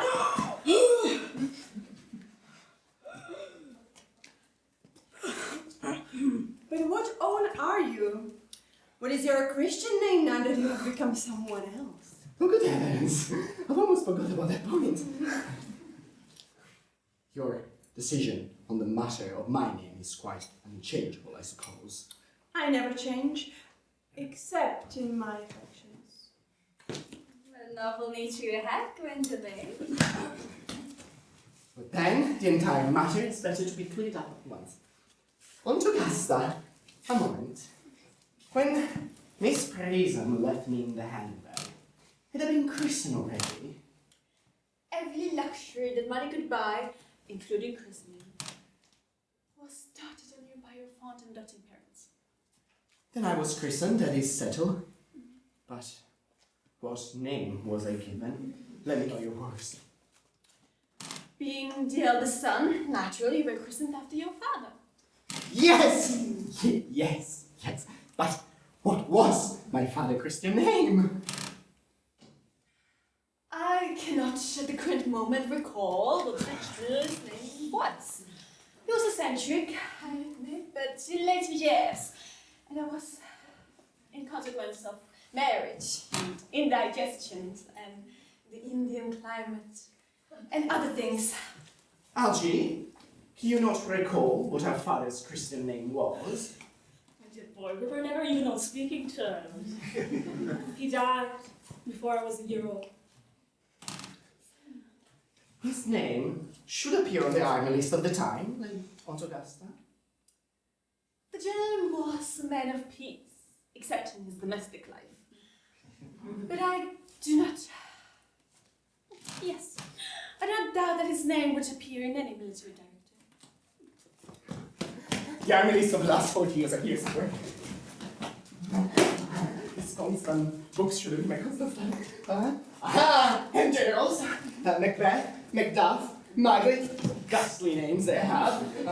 Markby, Migsby, Moncriefff, Lieutenant, 1840, Captain, Lieutenant Colonel, General, 1869, Christian names! Ernest John. Gwendolyn, I've always told you that my name was Ernest. Well, my name naturally is Ernest. Oh, dear Gwendolyn. However, I must. I felt from the first That you could have no other name. Yes, darling, but I must say that it is quite hard for a man to suddenly find out that for the first time, that for the entirety of his life, he's been speaking nothing but the truth. I remember now. The general's name was Ernest. And you had some particular reason for disliking that name? Can you forgive me, Gwendolyn? I can, for I know that you are sure to change.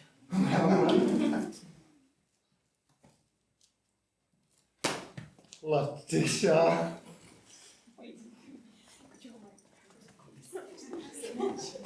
Frederick at last!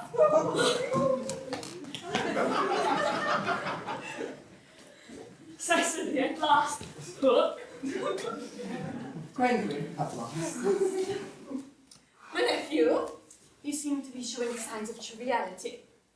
On the contrary, Aunt Augusta, I've now realized, for the first time in my life, the vital importance of being earnest.